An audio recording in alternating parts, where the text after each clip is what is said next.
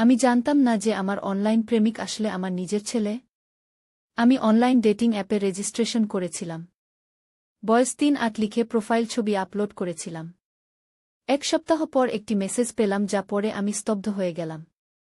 আমার নিজের ছেলে, সে জানত না এটা আমার প্রোফাইল। মেসেজে লিখেছিল, আপনি আমার মায়ের মতো দেখতে, আমি আমার মাকে ভালোবাসি, তাকে বিয়ে করতে চাই।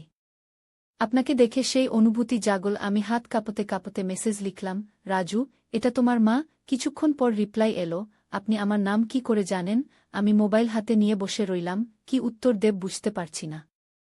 পরের দিন সকালে রাজু স্কুলে যাওয়ার আগে আমার রুমে এসে বলল, মা, তুমি কাল রাতে খুব অদ্ভুত ব্যবহার করছিলে, কি হয়েছিল? আমি পাংশু মুখে বললাম, কিছু না কি, কিন্তু আমার মনে হচ্ছিল আমার সামনে দাঁড়িয়ে থাকা ছেলেটা আর আগের মতো নেই। সন্ধ্যায় রাজু আমার রুমে এসে দরজা বন্ধ করে দিল। আমার বুক ধড়ফড় করতে লাগল। সে আস্তে আস্তে বলল, মা, আমি জানি তুমি আমার মেসেজগুলো দেখেছ। আমি জানি না কি করে তুমি সেই অ্যাপে ছিলে, কিন্তু এটা বোধহয় ভাগ্য। ও আমি কাঁপা গলায় বললাম, রাজু, তুমি কি বলছ? আমি তোমার মা। রাজু আমার হাত ধরে বলল, হ্যাঁ, তুমি আমার মা, কিন্তু আমি তোমাকে অন্যভাবে দেখি। তোমার হাসি, তোমার চলাফেরা, সবকিছু আমাকে পাগল করে দেয়। আমি জানি এটা অস্বাভাবিক, কিন্তু আমি তোমাকে ভালোবাসি, মা। শুধু একজন ছেলের মতো নয়, একজন পুরুষের মতো। আমি বিশ্বাস করতে পারছিলাম না আমার কানে যা শুনছি। আমার নিজের সন্তান, যাকে আমি গর্ভে ধারণ করেছি, সে আমাকে এভাবে দেখে। রাজু, তুমি পাগল হয়ে গেছ, আমি চিৎকার করে উঠলাম। এটা সম্পূর্ণ অস্বাভাবিক। তুমি কোনো সাইকিয়াট্রিস্টের কাছে যাও। মা, আমি পাগল নই। রাজু আমার আরও কাছে এগিয়ে এলো। আমি শুধু আমার হৃদয়ের কথা বলছি। আমি তোমাকে চাই, শুধু মা হিসেবে নয়, আমার জীবনসঙ্গিনী হিসেবে। কি এই গল্পটি সম্পূর্ণ শুনলে আপনাদের পানি অটোমেটিক বের হয়ে যাবে, সো যত দ্রুত সম্ভব হাতের কাছে টিস্যু নিয়ে বসে পড়ো। বিছানার চাদর যেন নষ্ট না হয় সেটা সম্পূর্ণ খেয়াল রাখার অনুরোধ জানিয়ে গল্পটি এখন শুরু করব। তার আগে সর্বশেষ অনুরোধ, দয়া করে এমন পানি বের করার গল্প নিয়মিত শুনতে আমাদের চ্যানেলটি সকলেই সাবস্ক্রাইব করুন। ধন্যবাদ। হ্যালো বন্ধুরা, আমার নাম অনুরাধা দত্ত। আমার বয়স ৪২ বছর। আমার স্বামীর নাম বিপ্লব দত্ত, বয়স ৪৫ বছর। আমাদের ২ সন্তান, অভিজিৎ আর সুমিতা। অভিজিৎ ১৯ বছর বয়সী, কলেজে পড়ে। সুমিতা ১২ বছর বয়সী, স্কুলে যায়। আমি সবসময় মনে করতাম আমাদের পরিবারটা খুব সাধারণ, স্বাভাবিক। আমরা মধ্যবিত্ত পরিবার, আমাদের নিজেদের ছোট একটা বাড়ি আছে শহরের প্রান্তে। বিপ্লব একটা প্রাইভেট কোম্পানিতে চাকরি করে, আমি একটা বুটিক চালাই। আমাদের সন্তানরা ভালো ছাত্র। আমরা ছুটির দিনে পিকনিকে যাই, বছরে একবার বেড়াতে যাই। সবকিছুই ছিল স্বাভাবিক, যতক্ষণ না সেই ঘটনাটা ঘটেছিল। গত বছরের কথা। আমাদের বিয়ের ২০ বছর পূর্তি হয়েছিল। বিপ্লব আমাকে সারপ্রাইজ দিতে চেয়েছিল। সে আমাকে দার্জিলিং যাওয়ার টিকিট কিনে দিয়েছিল। আমি অনেক খুশি হয়েছিলাম। বাচ্চারা পরীক্ষার জন্য প্রস্তুতি নিচ্ছিল, তাই আমরা ঠিক করলাম শুধু আমরা দুজনই যাব। আমাদের জন্য এটা একটা সেকেন্ড হানিমুন হবে। বিপ্লব আমাকে বলেছিল, অনু, তুমি তোমার সব চিন্তা ঘরে রেখে যাও, শুধু আমরা দুজন থাকব এবং আবার প্রেমে পড়ব। ট্রেনে উঠে আমরা পাশাপাশি বসেছিলাম। বিপ্লব আমার হাতে হাত রেখে ঘুমিয়ে পড়েছিল। আমি জানালা দিয়ে বাইরের প্রকৃতি দেখছিলাম। অনেকদিন পর এত শান্তি লাগছিল। ঘণ্টাখানেক পর বিপ্লবের মোবাইলে একটা মেসেজ আসলো। সে ঘুমাচ্ছিল, আমি দেখলাম মেসেজটা। উপরে লেখা ছিল, মায়াগু। এই নামে কাউকে চিনি না। মেসেজটা পড়ে আমার শরীরের রক্ত হিম হয়ে গেল। ডার্লিং, তোমাকে মিস করছি। তোমার শরীরের উষ্ণতা, তোমার ছোঁয়া, তোমার চুম্বন, সব মনে পড়ছে। আজকে রাতে আবার দেখা হবে, তাই না? আমার হাত কাঁপতে শুরু করল। বিপ্লব আমার সাথে বিশ্বাসঘাতকতা করছে। সে আমাকে দার্জিলিং পাঠাচ্ছে যেন সে অন্য কারো সাথে থাকতে পারে। আমি তার মোবাইলটা ঘাঁটতে শুরু করলাম। আরও অনেক মেসেজ দেখলাম। ছবি দেখলাম। এক মহিলার সাথে বিপ্লবের ছবি, তাদের ইন্টিমেট মুহূর্ত। আমার চোখে পানি এসে গেল। আমি কাঁদতে কাঁদতে বাথরুমে চলে গেলাম। যখন ফিরে এলাম, বিপ্লব জেগে উঠেছিল। আমার লাল চোখ দেখে সে জিজ্ঞেস করল, কি হয়েছে অনু? আমি তার ফোন তার দিকে ছুড়ে দিয়ে বললাম, মায়াকে। বিপ্লবের মুখ সাদা হয়ে গেল। অনু, আমি ব্যাখ্যা করতে পারি। কি ব্যাখ্যা করবে? আমি চিৎকার করে উঠলাম। তুমি আমার সাথে বিশ্বাসঘাতকতা করেছ। সারপ্রাইজ? Second honeymoon? সব ভান। তুমি আমাকে সরিয়ে রাখতে চেয়েছিলে যেন তুমি ওই গি। বিপ্লব হাত তুলে আমাকে থামাল। অনু শোনো, এটা সেরকম কিছু না। এটা আমি আর কিছু শুনতে চাইনি। আমি সিটে বসে পড়লাম এবং জানালার দিকে তাকিয়ে রইলাম। বিপ্লব আমার সাথে কথা বলার চেষ্টা করেছিল, কিন্তু আমি কিছু শুনিনি। ট্রেন যখন পরের স্টেশনে পৌঁছাল, আমি নেমে পড়লাম। বিপ্লব আমাকে ডাকল, কিন্তু আমি শুনলাম না। আমি একটা ট্যাক্সি নিয়ে বাড়ি ফিরে আসলাম। বাড়িতে অভিজিৎ আর সুমিতা অবাক হয়ে আমাকে দেখল। মা, তুমি ফিরে এলে? বাবা কোথায়? অভিজিৎ জিজ্ঞেস করল। আমি কিছু বলতে পারিনি। সারারাত ঘরে বসে কাঁদলাম। পরের দিন সকালে বিপ্লব বাড়ি ফিরে এলো। সে বারবার বলছিল, অনু, আমার কথা শোনো। এটা সেরকম কিছু না গি। আমি তাকে ঘরে ঢুকতে দিইনি। বাচ্চাদের সামনে আমরা কোনো কাণ্ড করব না। তুমি এখন ওদের সাথে থাকো, আমি পরে তোমার সাথে কথা বলব গো। সেদিন বিকেলে আমি বিপ্লবকে আমাদের বেডরুমে ডেকে নিলাম। সব কথা সত্যি সত্যি বলো, আমি বললাম। বিপ্লব দীর্ঘশ্বাস ফেলে বলল, অনু, আমি তোমার সাথে বিশ্বাসঘাতকতা করিনি। মায়া আসলে আমার অভিনয় ক্লাসের অংশও। আমি অবাক হয়ে তাকালাম। অভিনয় ক্লাস? হ্যাঁ, বিপ্লব বলল। গত 6 মাস ধরে আমি একটা অভিনয় ক্লাসে যাচ্ছি। আমি তোমাকে বলিনি কারণ আমি লজ্জা পাচ্ছিলাম। তুমি জানো আমার সবসময় অভিনেতা হওয়ার স্বপ্ন ছিল, কিন্তু আমি কখনো সাহস পাইনি। এখন আমরা একটা নাটক করছি, আর মায়া আমার সহ-অভিনেত্রী। ওই মেসেজগুলো আমাদের স্ক্রিপ্টের লাইন, আমরা প্র্যাকটিস করছিলাম। ছবিগুলো আমাদের রিহার্সেলের, যেটা আমরা শট করেছিলাম প্রোমো পোস্টারের জন্যে গি। আমি বিশ্বাস করতে পারছিলাম না। তুমি আমাকে বলনি কেন? আমি তোমাকে সারপ্রাইজ দিতে চেয়েছিলাম। আমাদের বিয়ের বার্ষিকীতে আমি তোমাকে নাটকের টিকিট দিতে চেয়েছিলাম। আমি চেয়েছিলাম তুমি আমাকে স্টেজে দেখো এবং গর্বিত হও। কিন্তু আমি জানতাম না তুমি আমার ফোন চেক করবে গি। আমি কি এত বড় একটা ভুল করেছি? কিন্তু তখনই আমার মনে হলো, এটা সত্যি হতে পারে না। অভিনয় ক্লাস? নাটক? এটা সবই একটা মিথ্যা ছিল। আমি উঠে দাঁড়ালাম। বিপ্লব, আমি তোমাকে বিশ্বাস করতে চাই, কিন্তু আমি পারছি না। আমাকে প্রমাণ দাও। বিপ্লব তার মোবাইল বের করে একটা নম্বরে ফোন করল। স্পিকারে রেখে বলল, হ্যালো রাজন? আমি বিপ্লব। তুমি কি আমার স্ত্রীকে বলতে পারো আমি সত্যিই তোমার থিয়েটার গ্রুপের সদস্য? ওপাশ থেকে একটা পুরুষের গলা শোনা গেল, হ্যালো অনুরাধা? আমি রাজন, বিপ্লবের থিয়েটার ডিরেক্টর। আপনার স্বামী আমাদের গ্রুপের অন্যতম প্রতিভাবান অভিনেতা। আমরা সবাই তার অভিনয় দেখে মুগ্ধ। আমাদের আসন্ন নাটকে তিনি লিড রোল করছেন। আমি আশা করি আপনি প্রিমিয়ারে আসবেন। আমি একটু হাসলাম, হ্যাঁ, আমি নিশ্চয়ই আসব গো। কল শেষ করে আমি বিপ্লবের দিকে তাকালাম। আমি সত্যিই দুঃখিত। আমি তোমাকে ভুল বুঝেছিলাম গু। বিপ্লব আমাকে জড়িয়ে ধরল। কোনো সমস্যা নেই। আমি বুঝতে পারি তুমি কেন এমন ভেবেছিলে। আমার উচিত ছিল তোমাকে সবকিছু আগে থেকে বলা গিয়ে। আমরা সেদিন রাতে আবার দার্জিলিং যাওয়ার টিকিট বুক করলাম। এবার কোনো গোপন কথা নেই, কোনো অপ্রত্যাশিত সারপ্রাইজ নেই। আমি ভেবেছিলাম এভাবেই আমাদের গল্প শেষ হবে। কিন্তু এটা ছিল শুধু শুরু। 1 মাস পর, বিপ্লবের নাটকের প্রিমিয়ার নাইট। আমি অভিজিৎ আর সুমিতাকে নিয়ে থিয়েটারে গিয়েছিলাম। আমি খুব উত্তেজিত ছিলাম। আমার স্বামী আজ স্টেজে অভিনয় করবে। আমি প্রথম সারিতে বসেছিলাম। নাটক শুরু হল। বিপ্লব একজন ডিটেকটিভের ভূমিকায় অভিনয় করছিল। সে ছিল অসাধারণ। এর আগে কখনো আমি জানতামও না সে এত ভালো অভিনয় করতে পারে। নাটকের মাঝে মায়া প্রবেশ করল। আমি তাকে আগে কখনো দেখিনি, কিন্তু সে ফোনের ছবিতে দেখেছিলাম সেই মহিলা। সে ছিল সুন্দরী, তার চুল লম্বা এবং কালো, চোখ বড়বড়। সে একজন মিস্ট্রেসের ভূমিকায় অভিনয় করছিল, যে ধনী ব্যবসায়ীকে খুন করেছে। বিপ্লবের চরিত্র তাকে ধরার চেষ্টা করছিল। নাটক চলাকালীন আমি লক্ষ্য করলাম বিপ্লব আর মায়ের চোখাচোখি হচ্ছে, তাদের মধ্যে যেন একটা অদ্ভুত কেমিস্ট্রি আছে। এটা শুধু অভিনয় হতে পারে না। আমার বুকের ভেতর আবার সেই ভয় জাগছিল। আমি নিজেকে শান্ত করার চেষ্টা করলাম। এটা শুধুই অভিনয়, অনু। তুমি আবার সেই ভুল করো না গে। নাটক শেষে আমি বাচ্চাদের নিয়ে বিপ্লবের জন্য বাকস্টেজে অপেক্ষা করছিলাম। সবাই তাকে অভিনন্দন জানাচ্ছিল। আমিও তাকে জড়িয়ে ধরে বললাম, তুমি অসাধারণ ছিলে। বিপ্লব আমার গালে চুমু দিয়ে বলল, তোমার জন্যই এসব। তখনই মায়া এসে বিপ্লবকে জড়িয়ে ধরল। ডার্লিং, তুমি অসাধারণ ছিলে। সে ঠিক সেই লাইন বলল যেটা আমি বলেছিলাম। আমি অবাক হয়ে তাকালাম। বিপ্লব আমার দিকে তাকিয়ে বলল, অনু, এ হচ্ছে মায়া, আমার সহ-অভিনেত্রী গু। মায়া আমার দিকে তাকিয়ে হাসল, তারপর আবার বিপ্লবের দিকে তাকিয়ে বলল, তুমি কখনো আমাকে তোমার স্ত্রীর কথা বলনি। তিনি অনেক সুন্দরী গু।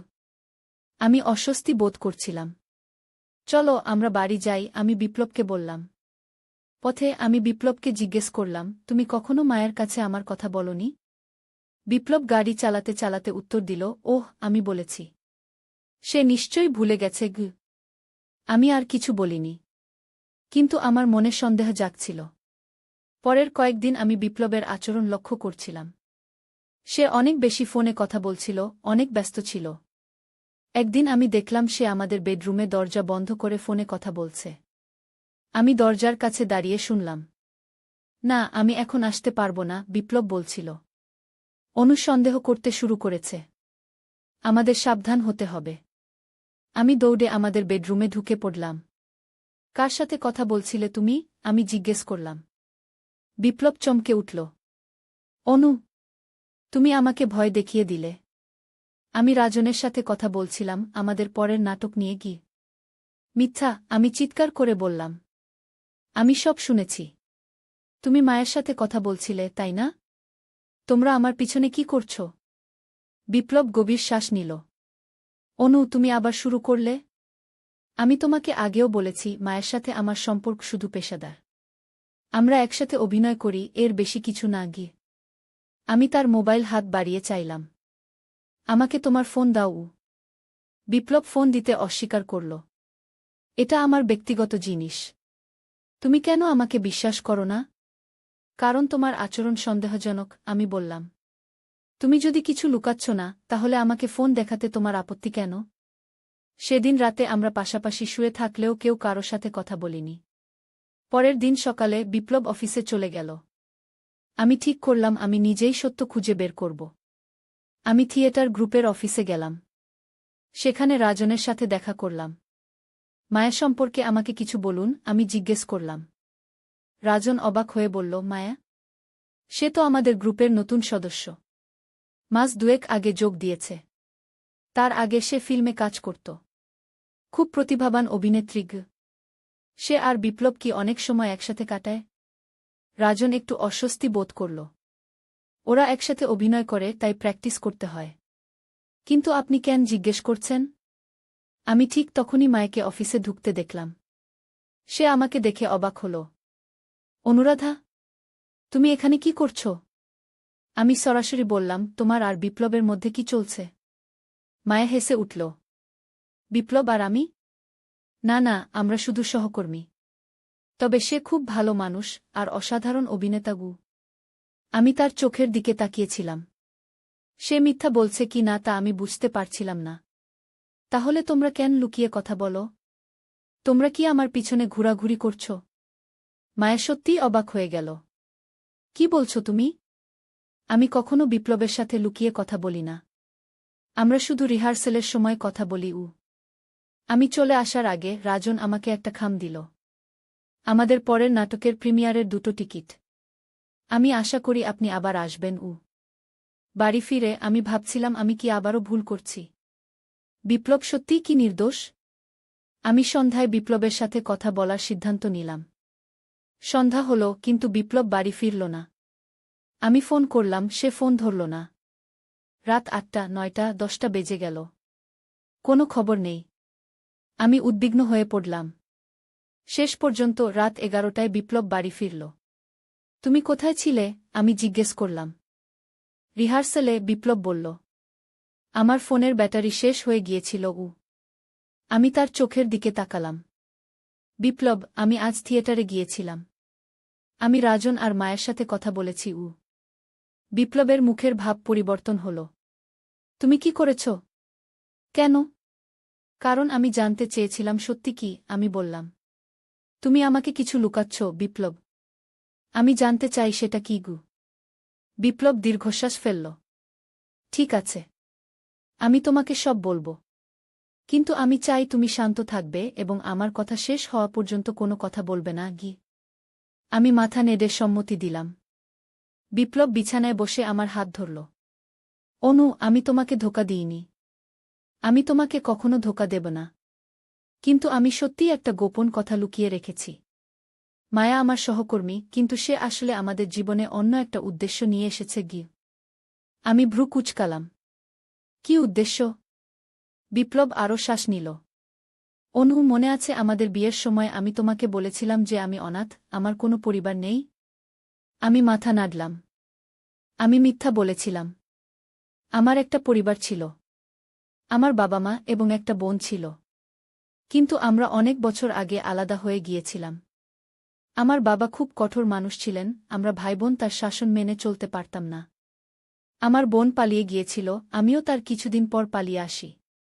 আমি কখনো আমার পরিবারের সাথে যোগাযোগ করিনি, তারাও আমাকে খুঁজে বের করার চেষ্টা করেনি গিয়ে। আমি অবাক হয়ে শুনছিলাম। তুমি কখনো আমাকে বলনি কেন? কারণ আমি লজ্জিত ছিলাম, বিপ্লব বলল।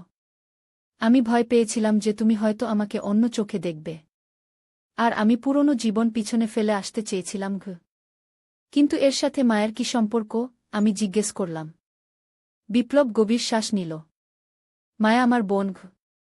আমি বিশ্বাস করতে পারছিলাম না। কি? হ্যাঁ, বিপ্লব বলল। আমি মাস কয়েক আগে একটা পুরানো বন্ধুর সাথে দেখা করেছিলাম, যে আমাদের শহরে এসেছে। সে আমাকে বলল যে সে মায়ের সাথে দেখা করেছে। আমি তখন জানলাম যে মায়া এখন একজন অভিনেত্রী হয়েছে। আমি তাকে খুঁজে বের করার সিদ্ধান্ত নিলাম। কিন্তু আমি তোমাকে বলিনি কারণ আমি নিশ্চিত ছিলাম না সে আমার সাথে দেখা করতে চাইবে কি না গিয়ে। তাই তুমি থিয়েটার গ্রুপে যোগ দিলে? আমি জিজ্ঞেস করলাম। বিপ্লব মাথা নাড়ল। না, আমি আগে থেকেই থিয়েটার করতাম। এটা সংযোগ যে মায়াও একই গ্রুপে যোগ দিল। আমি তাকে প্রথম দিন দেখে চিনতে পারি। আমরা কথা বলি এবং সিদ্ধান্ত নেই যে আমরা আবার সম্পর্ক গড়ে তুলব। কিন্তু আমরা এটাও সিদ্ধান্ত নেই যে আমরা এখনই কাউকে বলবো না, কারণ আমরা আমাদের বাবা মাকে খুঁজে বের করার চেষ্টা করছি। তুমি আমাকে বলনি কেন?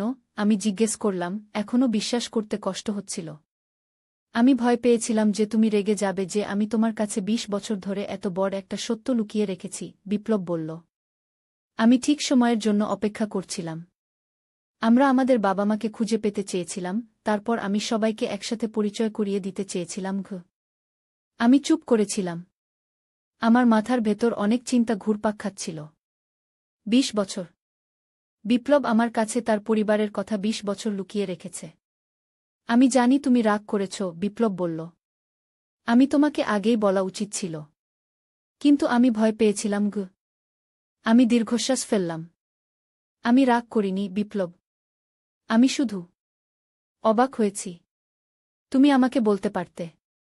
আমি তোমাকে বুঝতাম গো। বিপ্লব আমাকে জড়িয়ে ধরল। আমি জানি। আমি ভুল করেছি। আমি আর কখনো তোমার কাছে কিছু লুকাবো না গি। আমি তাকে আরও জোরে জড়িয়ে ধরলাম। আচ্ছা, তাহলে এখন কি করবে? তোমরা কি তোমাদের বাবা মাকে খুঁজে পেয়েছ? বিপ্লব মাথা নাড়ল। না, আমরা এখনও খুঁজছি। কিন্তু আমরা কিছু তথ্য পেয়েছি।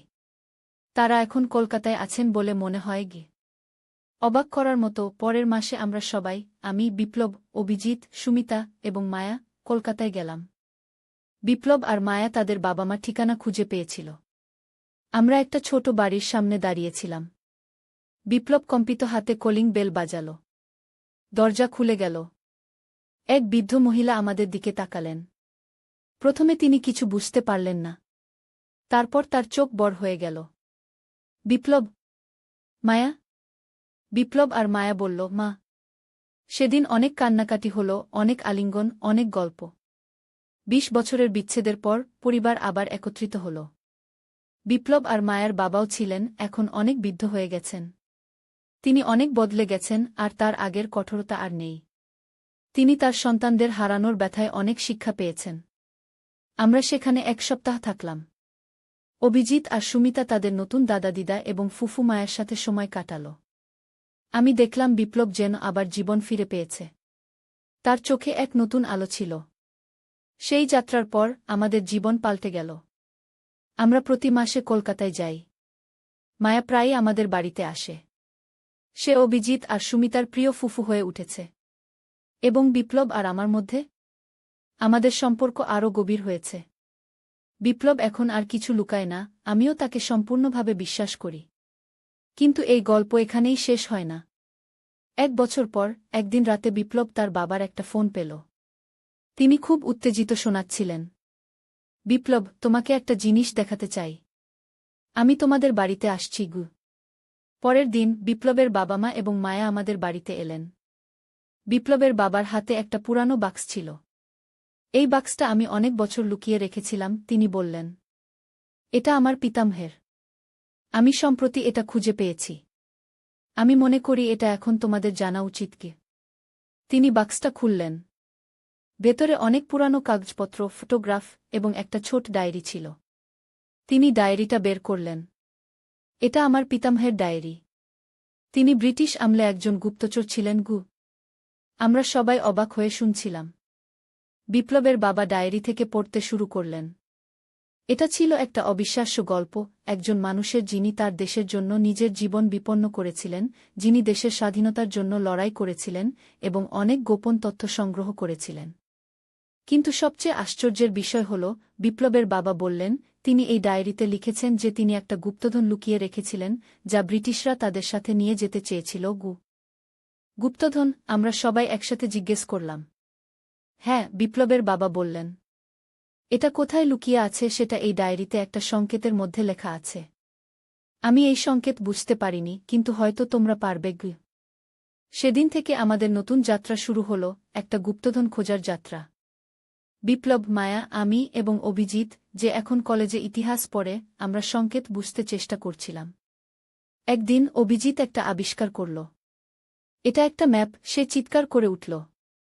ডায়েরিতে এই চিহ্নগুলো একটা ম্যাপ তৈরি করে। এবং ম্যাপটা পশ্চিমবঙ্গের একটা অংশের। আমরা ম্যাপটা বুঝতে পারলাম এবং এটা আমাদের একটা পুরানো মন্দিরের দিকে নিয়ে গেল, যা এখন ধ্বংসাবশেষ। সেখানে আমরা আরও সংকেত খুঁজে পেলাম, যা আমাদের মন্দিরের নিচে একটা গুহার দিকে নিয়ে গেল। এটা ছিল এক বিস্ময়কর যাত্রা, একটা পারিবারিক অ্যাডভেঞ্চার যা আমাদের সবাইকে আরও কাছাকাছি নিয়ে এলো। মন্দিরের গুহায় আমরা যা খুঁজে পেলাম তা শুধু সম্পদই নয়, পুরানো স্বর্ণ, মূল্যবান রত্ন এবং অন্যান্য ঐতিহাসিক সম্পদ, কিন্তু আমরা খুঁজে পেলাম আমাদের পারিবারিক ইতিহাসের একটা সম্পূর্ণ পরিচয়। বিপ্লবের পিতামহ শুধু একজন গুপ্তচরী ছিলেন না, তিনি ছিলেন একজন নায়ক, যিনি তার দেশের জন্য লড়াই করেছিলেন এবং যিনি তার পরিবারের জন্য একটা উত্তরাধিকার রেখে গেছেন, সাহস, দেশপ্রেম এবং ন্যায়বোধের উত্তরাধিকার।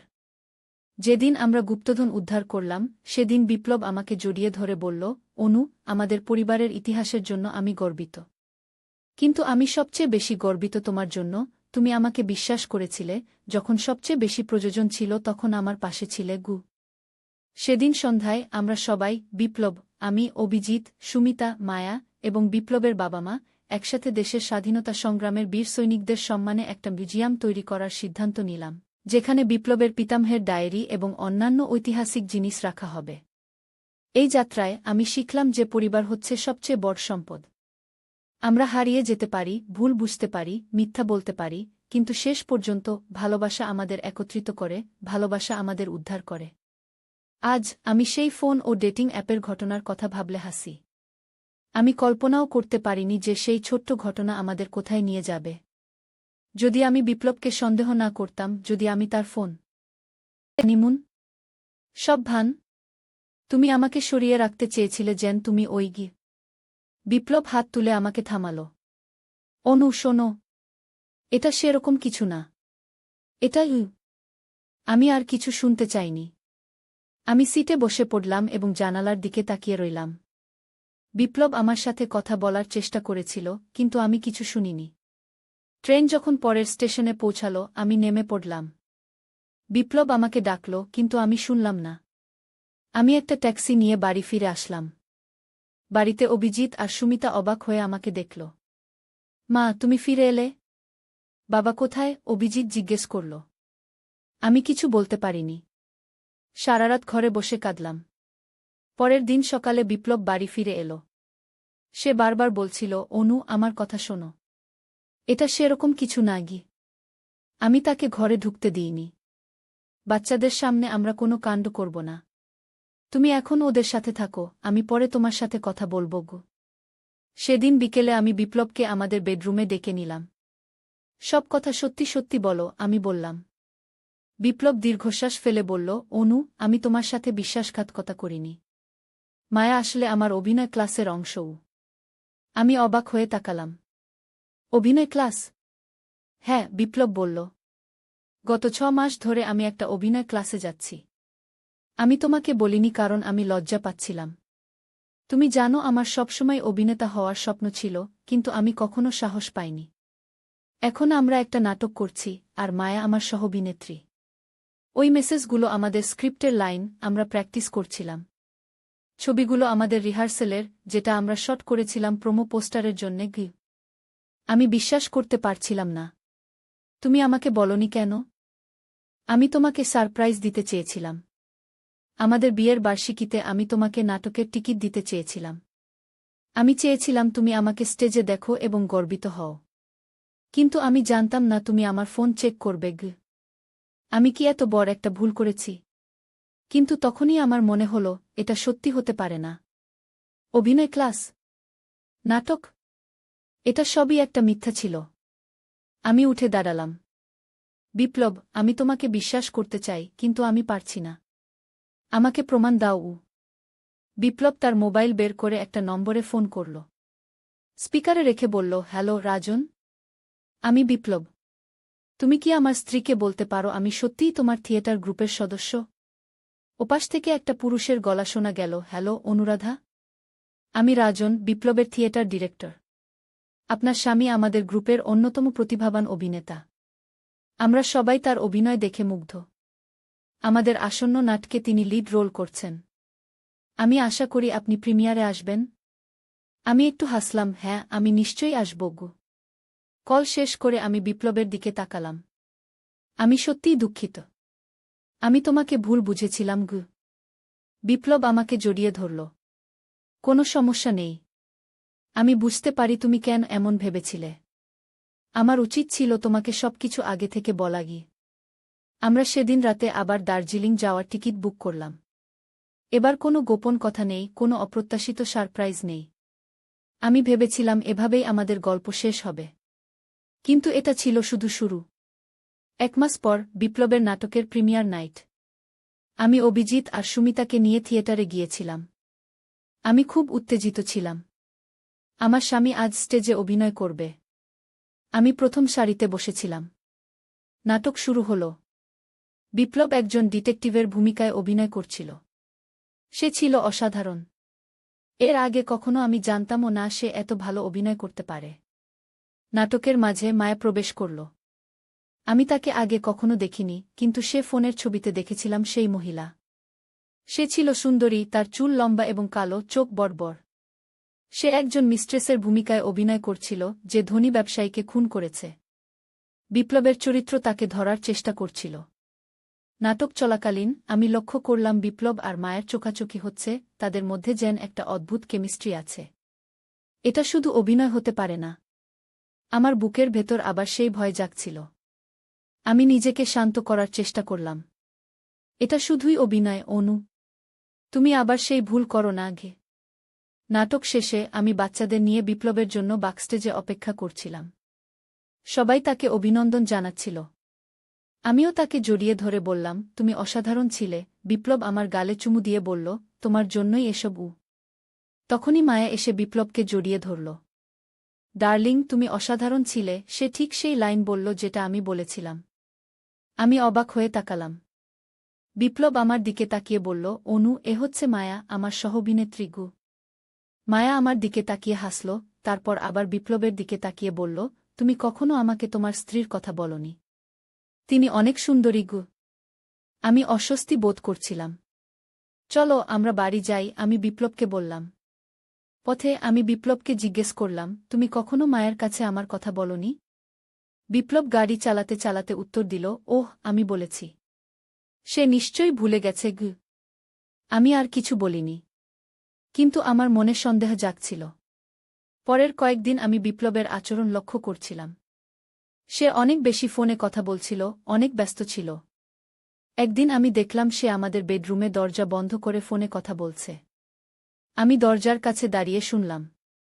না, আমি এখন আসতে পারব না, বিপ্লব বলছিল। অনুসন্দেহ করতে শুরু করেছে। আমাদের সাবধান হতে হবে। আমি দৌড়ে আমাদের বেডরুমে ঢুকে পড়লাম। কার সাথে কথা বলছিলে তুমি? আমি জিজ্ঞেস করলাম। বিপ্লব চমকে উঠল। অনু, তুমি আমাকে ভয় দেখিয়ে দিলে। আমি রাজনের সাথে কথা বলছিলাম আমাদের পরের নাটক নিয়ে কি? মিথ্যা, আমি চিৎকার করে বললাম। আমি সব শুনেছি। তুমি মায়ের সাথে কথা বলছিলে, তাই না? তোমরা আমার পিছনে কি করছ? বিপ্লব গভীর শ্বাস নিল। অনু, তুমি আবার শুরু করলে? আমি তোমাকে আগেও বলেছি মায়ের সাথে আমার সম্পর্ক শুধু পেশাদার। আমরা একসাথে অভিনয় করি, এর বেশি কিছু না গিয়ে। আমি তার মোবাইল হাত বাড়িয়ে চাইলাম। আমাকে তোমার ফোন দাও। বিপ্লব ফোন দিতে অস্বীকার করল। এটা আমার ব্যক্তিগত জিনিস। তুমি কেন আমাকে বিশ্বাস করো না? কারণ তোমার আচরণ সন্দেহজনক, আমি বললাম। তুমি যদি কিছু লুকাচ্ছ না, তাহলে আমাকে ফোন দেখাতে তোমার আপত্তি কেন? সেদিন রাতে আমরা পাশাপাশি শুয়ে থাকলেও কেউ কারো সাথে কথা বলিনি। পরের দিন সকালে বিপ্লব অফিসে চলে গেল। আমি ঠিক করলাম আমি নিজেই সত্য খুঁজে বের করব। আমি থিয়েটার গ্রুপের অফিসে গেলাম। সেখানে রাজনের সাথে দেখা করলাম। মায়া সম্পর্কে আমাকে কিছু বলুন, আমি জিজ্ঞেস করলাম। রাজন অবাক হয়ে বলল, মায়া? সে তো আমাদের গ্রুপের নতুন সদস্য। মাস দুয়েক আগে যোগ দিয়েছে। তার আগে সে ফিল্মে কাজ করত। খুব প্রতিভাবান অভিনেত্রী। সে আর বিপ্লব কি অনেক সময় একসাথে কাটায়? রাজন একটু অস্বস্তি বোধ করল। ওরা একসাথে অভিনয় করে, তাই প্র্যাকটিস করতে হয়। কিন্তু আপনি কেন জিজ্ঞেস করছেন? আমি ঠিক তখনই মায়াকে অফিসে ঢুকতে দেখলাম। সে আমাকে দেখে অবাক হল। অনুরাধা, তুমি এখানে কি করছ? আমি সরাসরি বললাম, তোমার আর বিপ্লবের মধ্যে কি চলছে? মায়া হেসে উঠল। বিপ্লব আর আমি? না না, আমরা শুধু সহকর্মী। তবে সে খুব ভালো মানুষ আর অসাধারণ অভিনেতা। আমি তার চোখের দিকে তাকিয়েছিলাম। সে মিথ্যা বলছে কি না তা আমি বুঝতে পারছিলাম না। তাহলে তোমরা কেন লুকিয়ে কথা বলো? তোমরা কি আমার পিছনে ঘোরাঘুরি করছ? মায়া সত্যিই অবাক হয়ে গেল। কি বলছো তুমি? আমি কখনো বিপ্লবের সাথে লুকিয়ে কথা বলি না। আমরা শুধু রিহার্সেলের সময় কথা বলি। আমি চলে আসার আগে রাজন আমাকে একটা খাম দিল। আমাদের পরের নাটকের প্রিমিয়ারের 2টো টিকিট। আমি আশা করি আপনি আবার আসবেন। বাড়ি ফিরে আমি ভাবছিলাম আমি কি আবারও ভুল করছি। বিপ্লব সত্যিই কি নির্দোষ? আমি সন্ধ্যায় বিপ্লবের সাথে কথা বলার সিদ্ধান্ত নিলাম। সন্ধ্যা হল, কিন্তু বিপ্লব বাড়ি ফিরল না। আমি ফোন করলাম, সে ফোন ধরল না। রাত 8টা, 9টা, 10টা বেজে গেল। কোনো খবর নেই। আমি উদ্বিগ্ন হয়ে পড়লাম। শেষ পর্যন্ত রাত 11টায় বিপ্লব বাড়ি ফিরল।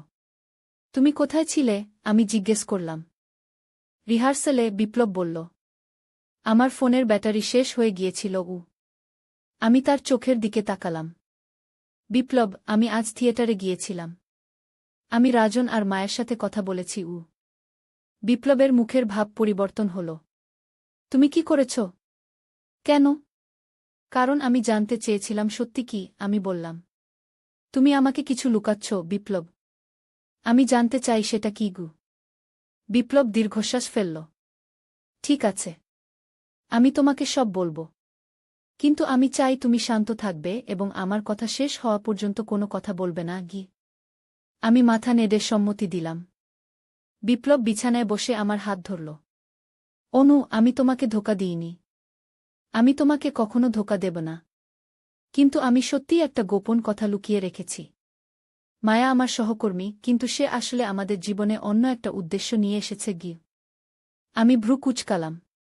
কি উদ্দেশ্য? বিপ্লব আরও শ্বাস নিল। অনু, মনে আছে আমাদের বিয়ের সময় আমি তোমাকে বলেছিলাম যে আমি অনাথ, আমার কোনো পরিবার নেই? আমি মাথা নাড়লাম।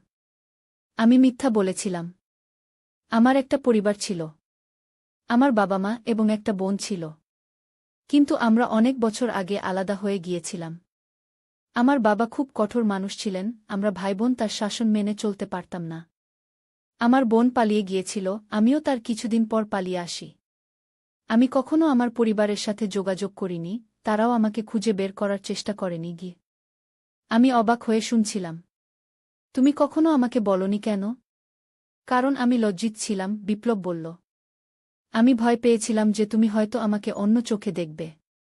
আর আমি পুরনো জীবন পিছনে ফেলে আসতে চেয়েছিলাম কিন্তু এর সাথে মায়ের কি সম্পর্ক? আমি জিজ্ঞেস করলাম। বিপ্লব গভীর শ্বাস নিল। মায়া আমার বোন। আমি বিশ্বাস করতে পারছিলাম না। কি? হ্যাঁ, বিপ্লব বলল। আমি মাস কয়েক আগে একটা পুরানো বন্ধুর সাথে দেখা করেছিলাম যে আমাদের শহরে এসেছে। সে আমাকে বলল যে সে মায়ের সাথে দেখা করেছে। আমি তখন জানলাম যে মায়া এখন একজন অভিনেত্রী হয়েছে।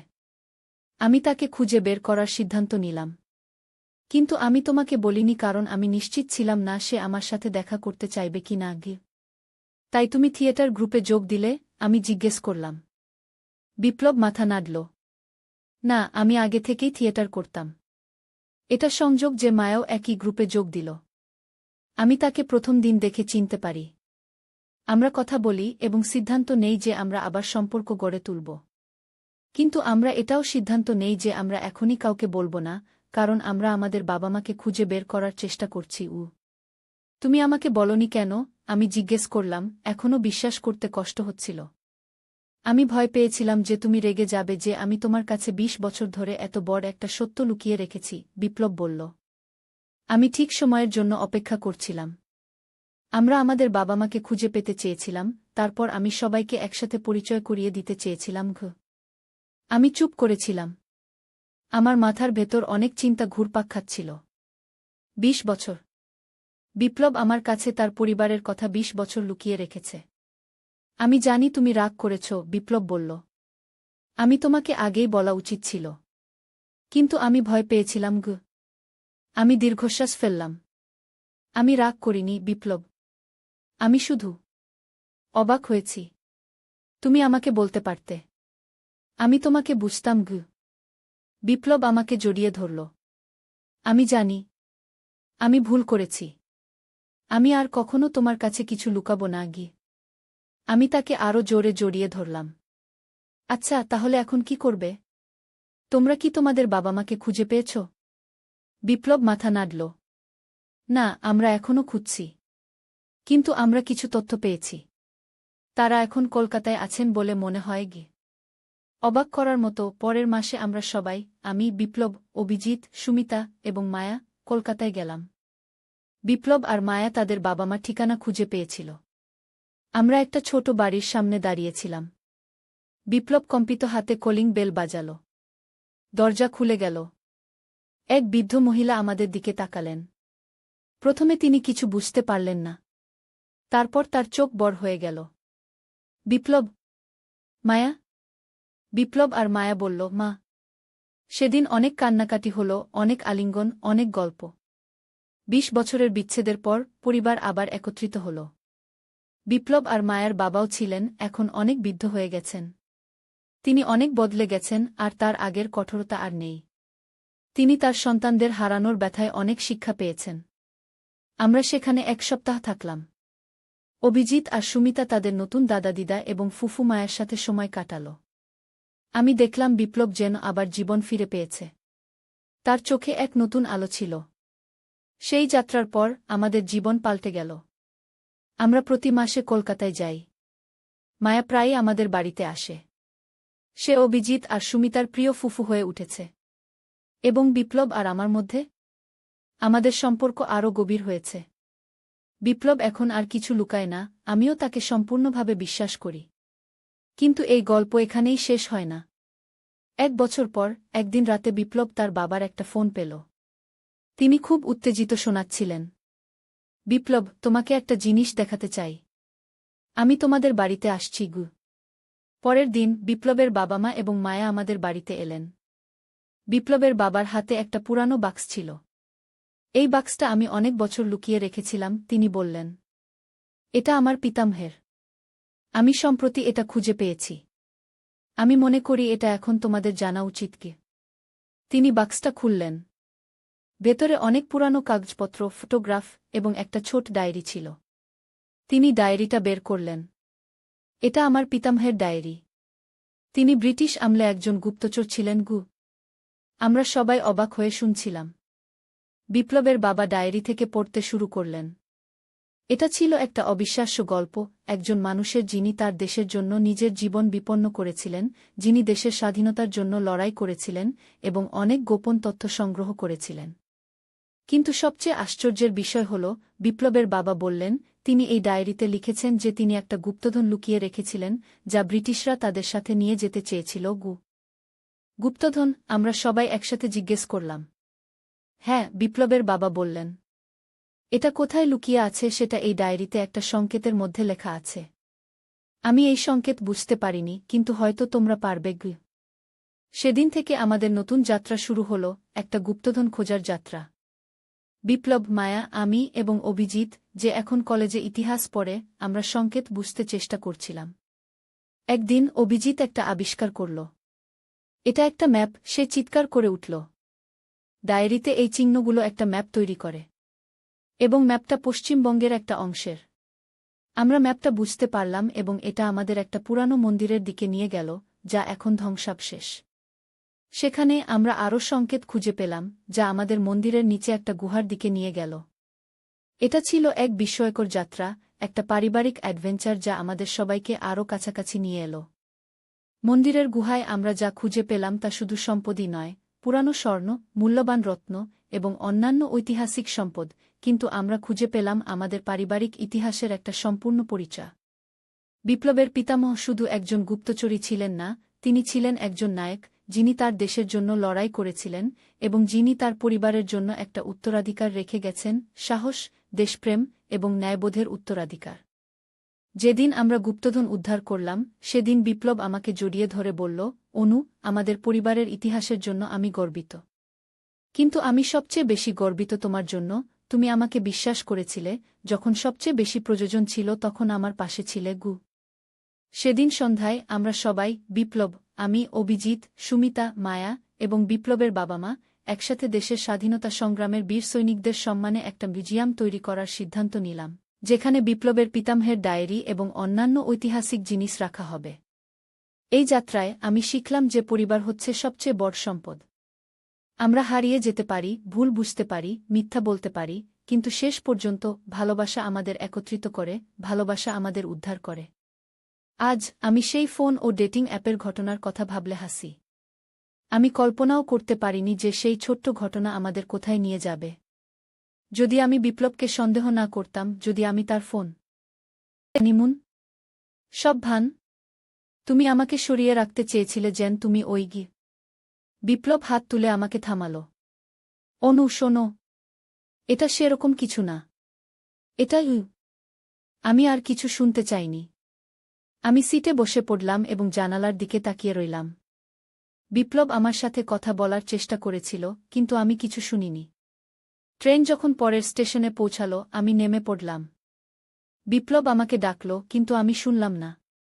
আমি একটা ট্যাক্সি নিয়ে বাড়ি ফিরে আসলাম। বাড়িতে অভিজিৎ আর সুমিতা অবাক হয়ে আমাকে দেখল। মা, তুমি ফিরে এলে? বাবা কোথায়? অভিজিৎ জিজ্ঞেস করল। আমি কিছু বলতে পারিনি। সারারাত ঘরে বসে কাঁদলাম। পরের দিন সকালে বিপ্লব বাড়ি ফিরে এলো। সে বারবার বলছিল, অনু, আমার কথা শোনো। এটা সেরকম কিছু না গি। আমি তাকে ঘরে ঢুকতে দিইনি। বাচ্চাদের সামনে আমরা কোনো কাণ্ড করব না। তুমি এখন ওদের সাথে থাকো, আমি পরে তোমার সাথে কথা বলব গো। সেদিন বিকেলে আমি বিপ্লবকে আমাদের বেডরুমে ডেকে নিলাম। সব কথা সত্যি সত্যি বলো, আমি বললাম। বিপ্লব দীর্ঘশ্বাস ফেলে বলল, অনু, আমি তোমার সাথে বিশ্বাসঘাতকতা করিনি। মায়া আসলে আমার অভিনয় ক্লাসের অংশও। আমি অবাক হয়ে তাকালাম। অভিনয় ক্লাস? হ্যাঁ, বিপ্লব বলল। গত 6 মাস ধরে আমি একটা অভিনয় ক্লাসে যাচ্ছি। আমি তোমাকে বলিনি কারণ আমি লজ্জা পাচ্ছিলাম। তুমি জানো আমার সবসময় অভিনেতা হওয়ার স্বপ্ন ছিল, কিন্তু আমি কখনো সাহস পাইনি। এখন আমরা একটা নাটক করছি, আর মায়া আমার সহ-অভিনেত্রী। ওই মেসেজগুলো আমাদের স্ক্রিপ্টের লাইন, আমরা প্র্যাকটিস করছিলাম। ছবিগুলো আমাদের রিহার্সেলের, যেটা আমরা শট করেছিলাম প্রোমো পোস্টারের জন্যে গি। আমি বিশ্বাস করতে পারছিলাম না। তুমি আমাকে বলনি কেন? আমি তোমাকে সারপ্রাইজ দিতে চেয়েছিলাম। আমাদের বিয়ের বার্ষিকীতে আমি তোমাকে নাটকের টিকিট দিতে চেয়েছিলাম। আমি চেয়েছিলাম তুমি আমাকে স্টেজে দেখো এবং গর্বিত হও। কিন্তু আমি জানতাম না তুমি আমার ফোন চেক করবে। আমি কি এত বড় একটা ভুল করেছি? কিন্তু তখনই আমার মনে হলো, এটা সত্যি হতে পারে না। অভিনয় ক্লাস, নাটক, এটা সবই একটা মিথ্যা ছিল। আমি উঠে দাঁড়ালাম। বিপ্লব, আমি তোমাকে বিশ্বাস করতে চাই, কিন্তু আমি পারছি না। আমাকে প্রমাণ দাও। বিপ্লব তার মোবাইল বের করে একটা নম্বরে ফোন করল। স্পিকারে রেখে বলল, হ্যালো রাজন, আমি বিপ্লব। তুমি কি আমার স্ত্রীকে বলতে পারো আমি সত্যিই তোমার থিয়েটার গ্রুপের সদস্য? ওপাশ থেকে একটা পুরুষের গলা শোনা গেল, হ্যালো অনুরাধা, আমি রাজন, বিপ্লবের থিয়েটার ডিরেক্টর। আপনার স্বামী আমাদের গ্রুপের অন্যতম প্রতিভাবান অভিনেতা। আমরা সবাই তার অভিনয় দেখে মুগ্ধ। আমাদের আসন্ন নাটকে তিনি লিড রোল করছেন। আমি আশা করি আপনি প্রিমিয়ারে আসবেন। আমি একটু হাসলাম, হ্যাঁ, আমি নিশ্চয়ই আসব। কল শেষ করে আমি বিপ্লবের দিকে তাকালাম। আমি সত্যিই দুঃখিত। আমি তোমাকে ভুল বুঝেছিলাম। বিপ্লব আমাকে জড়িয়ে ধরল। কোনো সমস্যা নেই। আমি বুঝতে পারি তুমি কেন এমন ভেবেছিলে। আমার উচিত ছিল তোমাকে সবকিছু আগে থেকে বলা। আমরা সেদিন রাতে আবার দার্জিলিং যাওয়ার টিকিট বুক করলাম। এবার কোনো গোপন কথা নেই, কোনো অপ্রত্যাশিত সারপ্রাইজ নেই। আমি ভেবেছিলাম এভাবেই আমাদের গল্প শেষ হবে। কিন্তু এটা ছিল শুধু শুরু। 1 মাস পর বিপ্লবের নাটকের প্রিমিয়ার নাইট। আমি অভিজিৎ আর সুমিতাকে নিয়ে থিয়েটারে গিয়েছিলাম। আমি খুব উত্তেজিত ছিলাম। আমার স্বামী আজ স্টেজে অভিনয় করবে। আমি প্রথম সারিতে বসেছিলাম। নাটক শুরু হল। বিপ্লব একজন ডিটেকটিভের ভূমিকায় অভিনয় করছিল। সে ছিল অসাধারণ। এর আগে কখনো আমি জানতামও না সে এত ভালো অভিনয় করতে পারে। নাটকের মাঝে মায়া প্রবেশ করল। আমি তাকে আগে কখনো দেখিনি, কিন্তু সে ফোনের ছবিতে দেখেছিলাম সেই মহিলা। সে ছিল সুন্দরী, তার চুল লম্বা এবং কালো, চোখ বড়বড়। সে একজন মিস্ট্রেসের ভূমিকায় অভিনয় করছিল, যে ধনী ব্যবসায়ীকে খুন করেছে। বিপ্লবের চরিত্র তাকে ধরার চেষ্টা করছিল। নাটক চলাকালীন আমি লক্ষ্য করলাম বিপ্লব আর মায়ের চোখাচোখি হচ্ছে, তাদের মধ্যে যেন একটা অদ্ভুত কেমিস্ট্রি আছে। এটা শুধু অভিনয় হতে পারে না। আমার বুকের ভেতর আবার সেই ভয় জাগছিল। আমি নিজেকে শান্ত করার চেষ্টা করলাম। এটা শুধুই অভিনয়, অনু। তুমি আবার সেই ভুল করো না। নাটক শেষে আমি বাচ্চাদের নিয়ে বিপ্লবের জন্য বাকস্টেজে অপেক্ষা করছিলাম। সবাই তাকে অভিনন্দন জানাচ্ছিল। আমিও তাকে জড়িয়ে ধরে বললাম, তুমি অসাধারণ ছিলে। বিপ্লব আমার গালে চুমু দিয়ে বলল, তোমার জন্যই এসব। তখনই মায়া এসে বিপ্লবকে জড়িয়ে ধরল। ডার্লিং, তুমি অসাধারণ ছিলে। সে ঠিক সেই লাইন বলল যেটা আমি বলেছিলাম। আমি অবাক হয়ে তাকালাম। বিপ্লব আমার দিকে তাকিয়ে বলল, অনু, এ হচ্ছে মায়া, আমার সহ-অভিনেত্রী। মায়া আমার দিকে তাকিয়ে হাসল, তারপর আবার বিপ্লবের দিকে তাকিয়ে বলল, তুমি কখনো আমাকে তোমার স্ত্রীর কথা বলনি। তিনি অনেক সুন্দরী। আমি অস্বস্তি বোধ করছিলাম। চলো আমরা বাড়ি যাই, আমি বিপ্লবকে বললাম। পথে আমি বিপ্লবকে জিজ্ঞেস করলাম, তুমি কখনো মায়ের কাছে আমার কথা বলনি? বিপ্লব গাড়ি চালাতে চালাতে উত্তর দিল, ওহ, আমি বলেছি। সে নিশ্চয়ই ভুলে গেছে। আমি আর কিছু বলিনি। কিন্তু আমার মনে সন্দেহ জাগছিল। পরের কয়েকদিন আমি বিপ্লবের আচরণ লক্ষ্য করছিলাম। সে অনেক বেশি ফোনে কথা বলছিল, অনেক ব্যস্ত ছিল। একদিন আমি দেখলাম সে আমাদের বেডরুমে দরজা বন্ধ করে ফোনে কথা বলছে। আমি দরজার কাছে দাঁড়িয়ে শুনলাম। না, আমি এখন আসতে পারব না, বিপ্লব বলছিল। অনুসন্দেহ করতে শুরু করেছে। আমাদের সাবধান হতে হবে। আমি দৌড়ে আমাদের বেডরুমে ঢুকে পড়লাম। কার সাথে কথা বলছিলে তুমি? আমি জিজ্ঞেস করলাম। বিপ্লব চমকে উঠল। অনু, তুমি আমাকে ভয় দেখিয়ে দিলে। আমি রাজনের সাথে কথা বলছিলাম, আমাদের পরের নাটক নিয়ে। মিথ্যা, আমি চিৎকার করে বললাম। আমি সব শুনেছি। তুমি মায়ের সাথে কথা বলছিলে, তাই না? তোমরা আমার পিছনে কি করছ?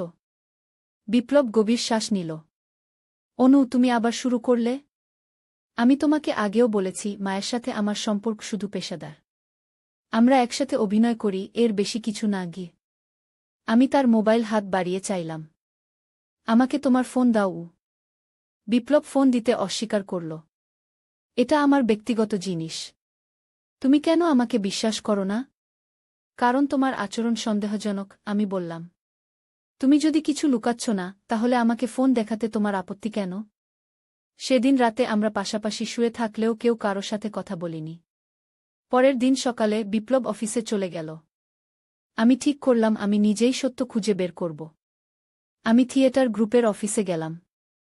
সেখানে রাজনের সাথে দেখা করলাম। মায়া সম্পর্কে আমাকে কিছু বলুন, আমি জিজ্ঞেস করলাম। রাজন অবাক হয়ে বলল, মায়া? সে তো আমাদের গ্রুপের নতুন সদস্য। মাস দুয়েক আগে যোগ দিয়েছে। তার আগে সে ফিল্মে কাজ করত। খুব প্রতিভাবান অভিনেত্রী। সে আর বিপ্লব কি অনেক সময় একসাথে কাটায়? রাজন একটু অস্বস্তি বোধ করল। ওরা একসাথে অভিনয় করে, তাই প্র্যাকটিস করতে হয়। কিন্তু আপনি কেন জিজ্ঞেস করছেন? আমি ঠিক তখনই মায়াকে অফিসে ঢুকতে দেখলাম। সে আমাকে দেখে অবাক হল। অনুরাধা, তুমি এখানে কি করছ? আমি সরাসরি বললাম, তোমার আর বিপ্লবের মধ্যে কি চলছে? মায়া হেসে উঠল। বিপ্লব আর আমি? না না, আমরা শুধু সহকর্মী। তবে সে খুব ভালো মানুষ আর অসাধারণ অভিনেতাগু। আমি তার চোখের দিকে তাকিয়েছিলাম। সে মিথ্যা বলছে কি না তা আমি বুঝতে পারছিলাম না। তাহলে তোমরা কেন লুকিয়ে কথা বলো? তোমরা কি আমার পিছনে ঘোরাঘুরি করছ? মায়া সত্যিই অবাক হয়ে গেল। কি বলছো তুমি? আমি কখনো বিপ্লবের সাথে লুকিয়ে কথা বলি না। আমরা শুধু রিহার্সেলের সময় কথা বলি। আমি চলে আসার আগে রাজন আমাকে একটা খাম দিল। আমাদের পরের নাটকের প্রিমিয়ারের 2টো টিকিট। আমি আশা করি আপনি আবার আসবেন। বাড়ি ফিরে আমি ভাবছিলাম আমি কি আবারও ভুল করছি। বিপ্লব সত্যিই কি নির্দোষ? আমি সন্ধ্যায় বিপ্লবের সাথে কথা বলার সিদ্ধান্ত নিলাম। সন্ধ্যা হল, কিন্তু বিপ্লব বাড়ি ফিরল না। আমি ফোন করলাম, সে ফোন ধরল না। রাত 8টা, 9টা, 10টা বেজে গেল। কোনো খবর নেই। আমি উদ্বিগ্ন হয়ে পড়লাম। শেষ পর্যন্ত রাত 11টায় বিপ্লব বাড়ি ফিরল। তুমি কোথায় ছিলে? আমি জিজ্ঞেস করলাম। রিহার্সেলে, বিপ্লব বলল। আমার ফোনের ব্যাটারি শেষ হয়ে গিয়েছিল। আমি তার চোখের দিকে তাকালাম। বিপ্লব, আমি আজ থিয়েটারে গিয়েছিলাম। আমি রাজন আর মায়ের সাথে কথা বলেছি। বিপ্লবের মুখের ভাব পরিবর্তন হল। তুমি কি করেছ? কেন? কারণ আমি জানতে চেয়েছিলাম সত্যি কি, আমি বললাম। তুমি আমাকে কিছু লুকাচ্ছ, বিপ্লব। আমি জানতে চাই সেটা কি। বিপ্লব দীর্ঘশ্বাস ফেলল। ঠিক আছে, আমি তোমাকে সব বলবো। কিন্তু আমি চাই তুমি শান্ত থাকবে এবং আমার কথা শেষ হওয়া পর্যন্ত কোনো কথা বলবে না। আমি মাথা নেড়ে সম্মতি দিলাম। বিপ্লব বিছানায় বসে আমার হাত ধরল। অনু, আমি তোমাকে ধোঁকা দিইনি। আমি তোমাকে কখনো ধোঁকা দেব না। কিন্তু আমি সত্যিই একটা গোপন কথা লুকিয়ে রেখেছি। মায়া আমার সহকর্মী, কিন্তু সে আসলে আমাদের জীবনে অন্য একটা উদ্দেশ্য নিয়ে এসেছে। আমি ভ্রু কুঁচকালাম। কি উদ্দেশ্য? বিপ্লব আরও শ্বাস নিল। অনু, মনে আছে আমাদের বিয়ের সময় আমি তোমাকে বলেছিলাম যে আমি অনাথ, আমার কোনো পরিবার নেই? আমি মাথা নাড়লাম। আমি মিথ্যা বলেছিলাম। আমার একটা পরিবার ছিল। আমার বাবা মা এবং একটা বোন ছিল। কিন্তু আমরা অনেক বছর আগে আলাদা হয়ে গিয়েছিলাম। আমার বাবা খুব কঠোর মানুষ ছিলেন, আমরা ভাইবোন তার শাসন মেনে চলতে পারতাম না। আমার বোন পালিয়ে গিয়েছিল, আমিও তার কিছুদিন পর পালিয়ে আসি। আমি কখনো আমার পরিবারের সাথে যোগাযোগ করিনি, তারাও আমাকে খুঁজে বের করার চেষ্টা করেনি। আমি অবাক হয়ে শুনছিলাম। তুমি কখনো আমাকে বলনি কেন? কারণ আমি লজ্জিত ছিলাম, বিপ্লব বলল। আমি ভয় পেয়েছিলাম যে তুমি হয়তো আমাকে অন্য চোখে দেখবে। আর আমি পুরনো জীবন পিছনে ফেলে আসতে চেয়েছিলাম। কিন্তু এর সাথে মায়ের কি সম্পর্ক? আমি জিজ্ঞেস করলাম। বিপ্লব গভীর শ্বাস নিল। মায়া আমার বোন। আমি বিশ্বাস করতে পারছিলাম না। কি? হ্যাঁ, বিপ্লব বলল। আমি মাস কয়েক আগে একটা পুরানো বন্ধুর সাথে দেখা করেছিলাম, যে আমাদের শহরে এসেছে। সে আমাকে বলল যে সে মায়ের সাথে দেখা করেছে। আমি তখন জানলাম যে মায়া এখন একজন অভিনেত্রী হয়েছে। আমি তাকে খুঁজে বের করার সিদ্ধান্ত নিলাম। কিন্তু আমি তোমাকে বলিনি কারণ আমি নিশ্চিত ছিলাম না সে আমার সাথে দেখা করতে চাইবে কি না। তাই তুমি থিয়েটার গ্রুপে যোগ দিলে? আমি জিজ্ঞেস করলাম। বিপ্লব মাথা নাড়ল। না, আমি আগে থেকেই থিয়েটার করতাম। এটা সংযোগ যে মায়াও একই গ্রুপে যোগ দিল। আমি তাকে প্রথম দিন দেখে চিনতে পারি। আমরা কথা বলি এবং সিদ্ধান্ত নেই যে আমরা আবার সম্পর্ক গড়ে তুলব। কিন্তু আমরা এটাও সিদ্ধান্ত নেই যে আমরা এখনই কাউকে বলব না, কারণ আমরা আমাদের বাবা-মাকে খুঁজে বের করার চেষ্টা করছি। তুমি আমাকে বলনি কেন? আমি জিজ্ঞেস করলাম, এখনও বিশ্বাস করতে কষ্ট হচ্ছিল। আমি ভয় পেয়েছিলাম যে তুমি রেগে যাবে যে আমি তোমার কাছে ২০ বছর ধরে এত বড় একটা সত্য লুকিয়ে রেখেছি, বিপ্লব বলল। আমি ঠিক সময়ের জন্য অপেক্ষা করছিলাম। আমরা আমাদের বাবা-মাকে খুঁজে পেতে চেয়েছিলাম, তারপর আমি সবাইকে একসাথে পরিচয় করিয়ে দিতে চেয়েছিলাম। আমি চুপ করেছিলাম। আমার মাথার ভেতর অনেক চিন্তা ঘুরপাক খাচ্ছিল। ২০ বছর। বিপ্লব আমার কাছে তার পরিবারের কথা ২০ বছর লুকিয়ে রেখেছে। আমি জানি তুমি রাগ করেছ, বিপ্লব বলল। আমি তোমাকে আগেই বলা উচিত ছিল। কিন্তু আমি ভয় পেয়েছিলাম। আমি দীর্ঘশ্বাস ফেললাম। আমি রাগ করিনি, বিপ্লব। আমি শুধু অবাক হয়েছি। তুমি আমাকে বলতে পারতে। আমি তোমাকে বুঝতাম। বিপ্লব আমাকে জড়িয়ে ধরল। আমি জানি। আমি ভুল করেছি। আমি আর কখনো তোমার কাছে কিছু লুকাব না। আমি তাকে আরও জোরে জড়িয়ে ধরলাম। আচ্ছা, তাহলে এখন কি করবে? তোমরা কি তোমাদের বাবা-মাকে খুঁজে পেয়েছ? বিপ্লব মাথা নাড়ল। না, আমরা এখনও খুঁজছি। কিন্তু আমরা কিছু তথ্য পেয়েছি। তারা এখন কলকাতায় আছেন বলে মনে হয়। অবাক করার মতো, পরের মাসে আমরা সবাই, আমি, বিপ্লব, অভিজিৎ, সুমিতা এবং মায়া, কলকাতায় গেলাম। বিপ্লব আর মায়া তাদের বাবা-মা ঠিকানা খুঁজে পেয়েছিল। আমরা একটা ছোট বাড়ির সামনে দাঁড়িয়েছিলাম। বিপ্লব কম্পিত হাতে কলিং বেল বাজাল। দরজা খুলে গেল। এক বৃদ্ধ মহিলা আমাদের দিকে তাকালেন। প্রথমে তিনি কিছু বুঝতে পারলেন না। তারপর তার চোখ বড় হয়ে গেল। বিপ্লব? মায়া? বিপ্লব আর মায়া বলল, মা। সেদিন অনেক কান্নাকাটি হল, অনেক আলিঙ্গন, অনেক গল্প। ২০ বছরের বিচ্ছেদের পর পরিবার আবার একত্রিত হল। বিপ্লব আর মায়ার বাবাও ছিলেন, এখন অনেক বৃদ্ধ হয়ে গেছেন। তিনি অনেক বদলে গেছেন আর তার আগের কঠোরতা আর নেই। তিনি তার সন্তানদের হারানোর ব্যথায় অনেক শিক্ষা পেয়েছেন। আমরা সেখানে ১ সপ্তাহ থাকলাম। অভিজিৎ আর সুমিতা তাদের নতুন দাদা-দিদা এবং ফুফু মায়ের সাথে সময় কাটাল। আমি দেখলাম বিপ্লব যেন আবার জীবন ফিরে পেয়েছে। তার চোখে এক নতুন আলো ছিল। সেই যাত্রার পর আমাদের জীবন পাল্টে গেল। আমরা প্রতি মাসে কলকাতায় যাই। মায়া প্রায়ই আমাদের বাড়িতে আসে। সে অভিজিৎ আর সুমিতার প্রিয় ফুফু হয়ে উঠেছে। এবং বিপ্লব আর আমার মধ্যে আমাদের সম্পর্ক আরও গভীর হয়েছে। বিপ্লব এখন আর কিছু লুকায় না, আমিও তাকে সম্পূর্ণভাবে বিশ্বাস করি। কিন্তু এই গল্প এখানেই শেষ হয় না। ১ বছর পর, একদিন রাতে বিপ্লব তার বাবার একটা ফোন পেল। তিনি খুব উত্তেজিত শোনাচ্ছিলেন। বিপ্লব, তোমাকে একটা জিনিস দেখাতে চাই। আমি তোমাদের বাড়িতে আসছি। পরের দিন বিপ্লবের বাবা-মা এবং মায়া আমাদের বাড়িতে এলেন। বিপ্লবের বাবার হাতে একটা পুরানো বাক্স ছিল। এই বাক্সটা আমি অনেক বছর লুকিয়ে রেখেছিলাম, তিনি বললেন। এটা আমার পিতামহের। আমি সম্প্রতি এটা খুঁজে পেয়েছি। আমি মনে করি এটা এখন তোমাদের জানা উচিত। তিনি বাক্সটা খুললেন। ভেতরে অনেক পুরানো কাগজপত্র, ফটোগ্রাফ এবং একটা ছোট ডায়েরি ছিল।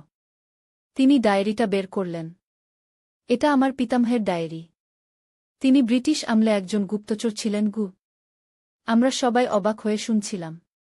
বিপ্লবের বাবা ডায়েরি থেকে পড়তে শুরু করলেন।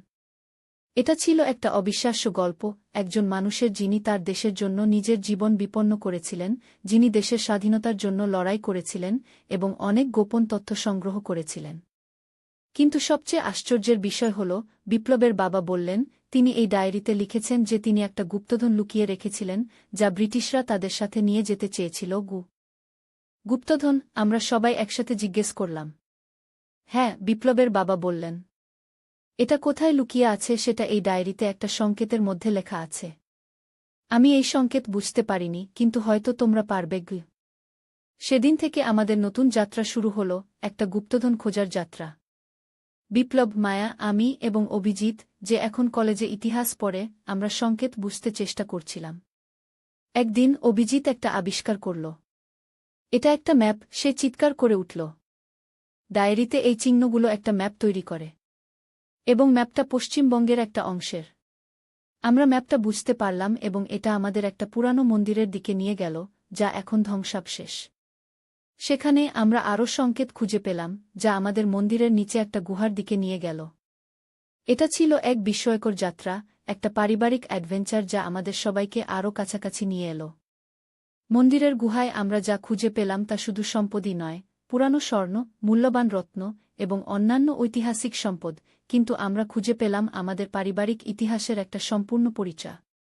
বিপ্লবের পিতামহ শুধু একজন গুপ্তচরী ছিলেন না, তিনি ছিলেন একজন নায়ক, যিনি তার দেশের জন্য লড়াই করেছিলেন এবং যিনি তার পরিবারের জন্য একটা উত্তরাধিকার রেখে গেছেন, সাহস, দেশপ্রেম এবং ন্যায়বোধের উত্তরাধিকার। যেদিন আমরা গুপ্তধন উদ্ধার করলাম, সেদিন বিপ্লব আমাকে জড়িয়ে ধরে বলল, অনু, আমাদের পরিবারের ইতিহাসের জন্য আমি গর্বিত। কিন্তু আমি সবচেয়ে বেশি গর্বিত তোমার জন্য, তুমি আমাকে বিশ্বাস করেছিলে, যখন সবচেয়ে বেশি প্রয়োজন ছিল তখন আমার পাশে ছিলে গু। সেদিন সন্ধ্যায় আমরা সবাই, বিপ্লব, আমি, অভিজিৎ, সুমিতা, মায়া এবং বিপ্লবের বাবা মা, একসাথে দেশের স্বাধীনতা সংগ্রামের বীর সৈনিকদের সম্মানে একটা মিউজিয়াম তৈরি করার সিদ্ধান্ত নিলাম, যেখানে বিপ্লবের পিতামহের ডায়েরি এবং অন্যান্য ঐতিহাসিক জিনিস রাখা হবে। এই যাত্রায় আমি শিখলাম যে পরিবার হচ্ছে সবচেয়ে বড় সম্পদ। আমরা হারিয়ে যেতে পারি, ভুল বুঝতে পারি, মিথ্যা বলতে পারি, কিন্তু শেষ পর্যন্ত ভালোবাসা আমাদের একত্রিত করে, ভালোবাসা আমাদের উদ্ধার করে। আজ আমি সেই ফোন ও ডেটিং অ্যাপের ঘটনার কথা ভাবলে হাসি। আমি কল্পনাও করতে পারিনি যে সেই ছোট্ট ঘটনা আমাদের কোথায় নিয়ে যাবে। যদি আমি বিপ্লবকে সন্দেহ না করতাম, যদি আমি তার ফোন নিমুন সব ভান, তুমি আমাকে সরিয়ে রাখতে চেয়েছিলে যেন তুমি ওই গি। বিপ্লব হাত তুলে আমাকে থামাল। অনু, শোনো, এটা সেরকম কিছু না। এটা আমি আর কিছু শুনতে চাইনি। আমি সিটে বসে পড়লাম এবং জানালার দিকে তাকিয়ে রইলাম। বিপ্লব আমার সাথে কথা বলার চেষ্টা করেছিল, কিন্তু আমি কিছু শুনিনি। ট্রেন যখন পরের স্টেশনে পৌঁছাল, আমি নেমে পড়লাম। বিপ্লব আমাকে ডাকল, কিন্তু আমি শুনলাম না। আমি একটা ট্যাক্সি নিয়ে বাড়ি ফিরে আসলাম। বাড়িতে অভিজিৎ আর সুমিতা অবাক হয়ে আমাকে দেখল। মা, তুমি ফিরে এলে? বাবা কোথায়? অভিজিৎ জিজ্ঞেস করল। আমি কিছু বলতে পারিনি। সারারাত ঘরে বসে কাঁদলাম। পরের দিন সকালে বিপ্লব বাড়ি ফিরে এলো। সে বারবার বলছিল, অনু, আমার কথা শোনো। এটা সেরকম কিছু না গি। আমি তাকে ঘরে ঢুকতে দিইনি। বাচ্চাদের সামনে আমরা কোনো কাণ্ড করব না। তুমি এখন ওদের সাথে থাকো, আমি পরে তোমার সাথে কথা বলব গো। সেদিন বিকেলে আমি বিপ্লবকে আমাদের বেডরুমে ডেকে নিলাম। সব কথা সত্যি সত্যি বলো, আমি বললাম। বিপ্লব দীর্ঘশ্বাস ফেলে বলল, অনু, আমি তোমার সাথে বিশ্বাসঘাতকতা করিনি। মায়া আসলে আমার অভিনয় ক্লাসের অংশও। আমি অবাক হয়ে তাকালাম। অভিনয় ক্লাস? হ্যাঁ, বিপ্লব বলল। গত 6 মাস ধরে আমি একটা অভিনয় ক্লাসে যাচ্ছি। আমি তোমাকে বলিনি কারণ আমি লজ্জা পাচ্ছিলাম। তুমি জানো আমার সবসময় অভিনেতা হওয়ার স্বপ্ন ছিল, কিন্তু আমি কখনো সাহস পাইনি। এখন আমরা একটা নাটক করছি, আর মায়া আমার সহ-অভিনেত্রী। ওই মেসেজগুলো আমাদের স্ক্রিপ্টের লাইন, আমরা প্র্যাকটিস করছিলাম। ছবিগুলো আমাদের রিহার্সেলের, যেটা আমরা শট করেছিলাম প্রোমো পোস্টারের জন্যে গি। আমি বিশ্বাস করতে পারছিলাম না। তুমি আমাকে বলনি কেন? আমি তোমাকে সারপ্রাইজ দিতে চেয়েছিলাম। আমাদের বিয়ের বার্ষিকীতে আমি তোমাকে নাটকের টিকিট দিতে চেয়েছিলাম। আমি চেয়েছিলাম তুমি আমাকে স্টেজে দেখো এবং গর্বিত হও। কিন্তু আমি জানতাম না তুমি আমার ফোন চেক করবে গি। আমি কি এত বড় একটা ভুল করেছি? কিন্তু তখনই আমার মনে হলো, এটা সত্যি হতে পারে না। অভিনয় ক্লাস, নাটক, এটা সবই একটা মিথ্যা ছিল। আমি উঠে দাঁড়ালাম। বিপ্লব, আমি তোমাকে বিশ্বাস করতে চাই, কিন্তু আমি পারছি না। আমাকে প্রমাণ দাও। বিপ্লব তার মোবাইল বের করে একটা নম্বরে ফোন করল। স্পিকারে রেখে বলল, হ্যালো রাজন, আমি বিপ্লব। তুমি কি আমার স্ত্রীকে বলতে পারো আমি সত্যিই তোমার থিয়েটার গ্রুপের সদস্য? ওপাশ থেকে একটা পুরুষের গলা শোনা গেল, হ্যালো অনুরাধা। আমি রাজন, বিপ্লবের থিয়েটার ডিরেক্টর। আপনার স্বামী আমাদের গ্রুপের অন্যতম প্রতিভাবান অভিনেতা। আমরা সবাই তার অভিনয় দেখে মুগ্ধ। আমাদের আসন্ন নাটকে তিনি লিড রোল করছেন। আমি আশা করি আপনি প্রিমিয়ারে আসবেন। আমি একটু হাসলাম, হ্যাঁ, আমি নিশ্চয়ই আসব গো। কল শেষ করে আমি বিপ্লবের দিকে তাকালাম। আমি সত্যিই দুঃখিত। আমি তোমাকে ভুল বুঝেছিলাম গু। বিপ্লব আমাকে জড়িয়ে ধরল। কোনো সমস্যা নেই। আমি বুঝতে পারি তুমি কেন এমন ভেবেছিলে। আমার উচিত ছিল তোমাকে সবকিছু আগে থেকে বলা গিয়ে। আমরা সেদিন রাতে আবার দার্জিলিং যাওয়ার টিকিট বুক করলাম। এবার কোনো গোপন কথা নেই, কোনো অপ্রত্যাশিত সারপ্রাইজ নেই। আমি ভেবেছিলাম এভাবেই আমাদের গল্প শেষ হবে। কিন্তু এটা ছিল শুধু শুরু। 1 মাস পর বিপ্লবের নাটকের প্রিমিয়ার নাইট। আমি অভিজিৎ আর সুমিতাকে নিয়ে থিয়েটারে গিয়েছিলাম। আমি খুব উত্তেজিত ছিলাম। আমার স্বামী আজ স্টেজে অভিনয় করবে। আমি প্রথম সারিতে বসেছিলাম। নাটক শুরু হল। বিপ্লব একজন ডিটেকটিভের ভূমিকায় অভিনয় করছিল। সে ছিল অসাধারণ। এর আগে কখনো আমি জানতামও না সে এত ভালো অভিনয় করতে পারে। নাটকের মাঝে মায়া প্রবেশ করল। আমি তাকে আগে কখনো দেখিনি, কিন্তু সে ফোনের ছবিতে দেখেছিলাম সেই মহিলা। সে ছিল সুন্দরী, তার চুল লম্বা এবং কালো, চোখ বড়বড়। সে একজন মিস্ট্রেসের ভূমিকায় অভিনয় করছিল, যে ধনী ব্যবসায়ীকে খুন করেছে। বিপ্লবের চরিত্র তাকে ধরার চেষ্টা করছিল। নাটক চলাকালীন আমি লক্ষ্য করলাম বিপ্লব আর মায়ের চোখাচোখি হচ্ছে, তাদের মধ্যে যেন একটা অদ্ভুত কেমিস্ট্রি আছে। এটা শুধু অভিনয় হতে পারে না। আমার বুকের ভেতর আবার সেই ভয় জাগছিল। আমি নিজেকে শান্ত করার চেষ্টা করলাম। এটা শুধুই অভিনয়, অনু। তুমি আবার সেই ভুল করো না ঘে। নাটক শেষে আমি বাচ্চাদের নিয়ে বিপ্লবের জন্য বাকস্টেজে অপেক্ষা করছিলাম। সবাই তাকে অভিনন্দন জানাচ্ছিল। আমিও তাকে জড়িয়ে ধরে বললাম, তুমি অসাধারণ ছিলে। বিপ্লব আমার গালে চুমু দিয়ে বলল, তোমার জন্যই এসব। তখনই মায়া এসে বিপ্লবকে জড়িয়ে ধরল। ডার্লিং, তুমি অসাধারণ ছিলে। সে ঠিক সেই লাইন বলল যেটা আমি বলেছিলাম। আমি অবাক হয়ে তাকালাম। বিপ্লব আমার দিকে তাকিয়ে বলল, অনু, এ হচ্ছে মায়া, আমার সহ-অভিনেত্রী গু। মায়া আমার দিকে তাকিয়ে হাসল, তারপর আবার বিপ্লবের দিকে তাকিয়ে বলল, তুমি কখনো আমাকে তোমার স্ত্রীর কথা বলনি। তিনি অনেক সুন্দরী গু। আমি অস্বস্তি বোধ করছিলাম। চলো আমরা বাড়ি যাই, আমি বিপ্লবকে বললাম। পথে আমি বিপ্লবকে জিজ্ঞেস করলাম, তুমি কখনো মায়ের কাছে আমার কথা বলনি? বিপ্লব গাড়ি চালাতে চালাতে উত্তর দিল, ওহ, আমি বলেছি। সে নিশ্চয়ই ভুলে গেছে গু। আমি আর কিছু বলিনি। কিন্তু আমার মনে সন্দেহ জাগছিল। পরের কয়েকদিন আমি বিপ্লবের আচরণ লক্ষ্য করছিলাম। সে অনেক বেশি ফোনে কথা বলছিল, অনেক ব্যস্ত ছিল। একদিন আমি দেখলাম সে আমাদের বেডরুমে দরজা বন্ধ করে ফোনে কথা বলছে। আমি দরজার কাছে দাঁড়িয়ে শুনলাম। না, আমি এখন আসতে পারব না, বিপ্লব বলছিল। অনুসন্দেহ করতে শুরু করেছে। আমাদের সাবধান হতে হবে। আমি দৌড়ে আমাদের বেডরুমে ঢুকে পড়লাম। কার সাথে কথা বলছিলে তুমি? আমি জিজ্ঞেস করলাম। বিপ্লব চমকে উঠল। অনু, তুমি আমাকে ভয় দেখিয়ে দিলে। আমি রাজনের সাথে কথা বলছিলাম, আমাদের পরের নাটক নিয়ে গিয়ে। মিথ্যা, আমি চিৎকার করে বললাম। আমি সব শুনেছি। তুমি মায়ের সাথে কথা বলছিলে, তাই না? তোমরা আমার পিছনে কি করছ? বিপ্লব গভীর শ্বাস নিল। অনু, তুমি আবার শুরু করলে? আমি তোমাকে আগেও বলেছি, মায়ের সাথে আমার সম্পর্ক শুধু পেশাদার। আমরা একসাথে অভিনয় করি, এর বেশি কিছু না গিয়ে। আমি তার মোবাইল হাত বাড়িয়ে চাইলাম। আমাকে তোমার ফোন দাও। বিপ্লব ফোন দিতে অস্বীকার করল। এটা আমার ব্যক্তিগত জিনিস। তুমি কেন আমাকে বিশ্বাস করো না? কারণ তোমার আচরণ সন্দেহজনক, আমি বললাম। তুমি যদি কিছু লুকাচ্ছ না, তাহলে আমাকে ফোন দেখাতে তোমার আপত্তি কেন? সেদিন রাতে আমরা পাশাপাশি শুয়ে থাকলেও কেউ কারো সাথে কথা বলিনি। পরের দিন সকালে বিপ্লব অফিসে চলে গেল। আমি ঠিক করলাম আমি নিজেই সত্য খুঁজে বের করব। আমি থিয়েটার গ্রুপের অফিসে গেলাম। সেখানে রাজনের সাথে দেখা করলাম।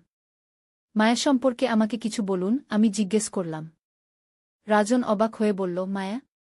সে তো আমাদের গ্রুপের নতুন সদস্য। মাস দুয়েক আগে যোগ দিয়েছে। তার আগে সে ফিল্মে কাজ করত। খুব প্রতিভাবান অভিনেত্রী গু। সে আর বিপ্লব কি অনেক সময় একসাথে কাটায়? রাজন একটু অস্বস্তি বোধ করল। ওরা একসাথে অভিনয় করে, তাই প্র্যাকটিস করতে হয়। কিন্তু আপনি কেন জিজ্ঞেস করছেন? আমি ঠিক তখনই মায়াকে অফিসে ঢুকতে দেখলাম। সে আমাকে দেখে অবাক হল। অনুরাধা, তুমি এখানে কি করছ? আমি সরাসরি বললাম, তোমার আর বিপ্লবের মধ্যে কি চলছে? মায়া হেসে উঠল। বিপ্লব আর আমি? না না, আমরা শুধু সহকর্মী। তবে সে খুব ভালো মানুষ আর অসাধারণ অভিনেতা গু। আমি তার চোখের দিকে তাকিয়েছিলাম। সে মিথ্যা বলছে কি না তা আমি বুঝতে পারছিলাম না। তাহলে তোমরা কেন লুকিয়ে কথা বলো? তোমরা কি আমার পিছনে ঘোরাঘুরি করছ? মায়া সত্যিই অবাক হয়ে গেল। কি বলছো তুমি? আমি কখনো বিপ্লবের সাথে লুকিয়ে কথা বলি না। আমরা শুধু রিহার্সেলের সময় কথা বলি। আমি চলে আসার আগে রাজন আমাকে একটা খাম দিল। আমাদের পরের নাটকের প্রিমিয়ারের 2টো টিকিট। আমি আশা করি আপনি আবার আসবেন। বাড়ি ফিরে আমি ভাবছিলাম, আমি কি আবারও ভুল করছি? বিপ্লব সত্যিই কি নির্দোষ? আমি সন্ধ্যায় বিপ্লবের সাথে কথা বলার সিদ্ধান্ত নিলাম। সন্ধ্যা হল, কিন্তু বিপ্লব বাড়ি ফিরল না। আমি ফোন করলাম, সে ফোন ধরল না। রাত 8টা, 9টা, 10টা বেজে গেল। কোনো খবর নেই। আমি উদ্বিগ্ন হয়ে পড়লাম। শেষ পর্যন্ত রাত 11টায় বিপ্লব বাড়ি ফিরল। তুমি কোথায় ছিলে? আমি জিজ্ঞেস করলাম। রিহার্সেলে, বিপ্লব বলল। আমার ফোনের ব্যাটারি শেষ হয়ে গিয়েছিল। আমি তার চোখের দিকে তাকালাম। বিপ্লব, আমি আজ থিয়েটারে গিয়েছিলাম। আমি রাজন আর মায়ের সাথে কথা বলেছি। বিপ্লবের মুখের ভাব পরিবর্তন হল। তুমি কি করেছ? কেন? কারণ আমি জানতে চেয়েছিলাম সত্যি কি। আমি বললাম। তুমি আমাকে কিছু লুকাচ্ছ, বিপ্লব। আমি জানতে চাই সেটা কি গু। বিপ্লব দীর্ঘশ্বাস ফেলল। ঠিক আছে, আমি তোমাকে সব বলবো। কিন্তু আমি চাই তুমি শান্ত থাকবে এবং আমার কথা শেষ হওয়া পর্যন্ত কোনো কথা বলবে না গি। আমি মাথা নেড়ে সম্মতি দিলাম। বিপ্লব বিছানায় বসে আমার হাত ধরল। অনু, আমি তোমাকে ধোঁকা দিইনি। আমি তোমাকে কখনো ধোঁকা দেব না। কিন্তু আমি সত্যিই একটা গোপন কথা লুকিয়ে রেখেছি। মায়া আমার সহকর্মী, কিন্তু সে আসলে আমাদের জীবনে অন্য একটা উদ্দেশ্য নিয়ে এসেছে গি। আমি ভ্রু কুঁচকালাম। কি উদ্দেশ্য? বিপ্লব আরও শ্বাস নিল। অনু, মনে আছে আমাদের বিয়ের সময় আমি তোমাকে বলেছিলাম যে আমি অনাথ, আমার কোনো পরিবার নেই? আমি মাথা নাড়লাম। আমি মিথ্যা বলেছিলাম। আমার একটা পরিবার ছিল। আমার বাবা মা এবং একটা বোন ছিল। কিন্তু আমরা অনেক বছর আগে আলাদা হয়ে গিয়েছিলাম। আমার বাবা খুব কঠোর মানুষ ছিলেন, আমরা ভাইবোন তার শাসন মেনে চলতে পারতাম না। আমার বোন পালিয়ে গিয়েছিল, আমিও তার কিছুদিন পর পালিয়ে আসি। আমি কখনো আমার পরিবারের সাথে যোগাযোগ করিনি, তারাও আমাকে খুঁজে বের করার চেষ্টা করেনি গি। আমি অবাক হয়ে শুনছিলাম। তুমি কখনো আমাকে বলনি কেন? কারণ আমি লজ্জিত ছিলাম, বিপ্লব বলল। আমি ভয় পেয়েছিলাম যে তুমি হয়তো আমাকে অন্য চোখে দেখবে। আর আমি পুরনো জীবন পিছনে ফেলে আসতে চেয়েছিলাম ঘ। কিন্তু এর সাথে মায়ের কি সম্পর্ক? আমি জিজ্ঞেস করলাম। বিপ্লব গভীর শ্বাস নিল। মায়া আমার বোন ঘ। আমি বিশ্বাস করতে পারছিলাম না। কি? হ্যাঁ, বিপ্লব বলল। আমি মাস কয়েক আগে একটা পুরানো বন্ধুর সাথে দেখা করেছিলাম, যে আমাদের শহরে এসেছে। সে আমাকে বলল যে সে মায়ের সাথে দেখা করেছে। আমি তখন জানলাম যে মায়া এখন একজন অভিনেত্রী হয়েছে। আমি তাকে খুঁজে বের করার সিদ্ধান্ত নিলাম। কিন্তু আমি তোমাকে বলিনি কারণ আমি নিশ্চিত ছিলাম না সে আমার সাথে দেখা করতে চাইবে কি না গি। তাই তুমি থিয়েটার গ্রুপে যোগ দিলে? আমি জিজ্ঞেস করলাম। বিপ্লব মাথা নাড়ল। না, আমি আগে থেকেই থিয়েটার করতাম। এটা সংযোগ যে মায়াও একই গ্রুপে যোগ দিল। আমি তাকে প্রথম দিন দেখে চিনতে পারি। আমরা কথা বলি এবং সিদ্ধান্ত নেই যে আমরা আবার সম্পর্ক গড়ে তুলব। কিন্তু আমরা এটাও সিদ্ধান্ত নেই যে আমরা এখনই কাউকে বলবো না, কারণ আমরা আমাদের বাবা মাকে খুঁজে বের করার চেষ্টা করছি। তুমি আমাকে বলনি কেন? আমি জিজ্ঞেস করলাম, এখনও বিশ্বাস করতে কষ্ট হচ্ছিল।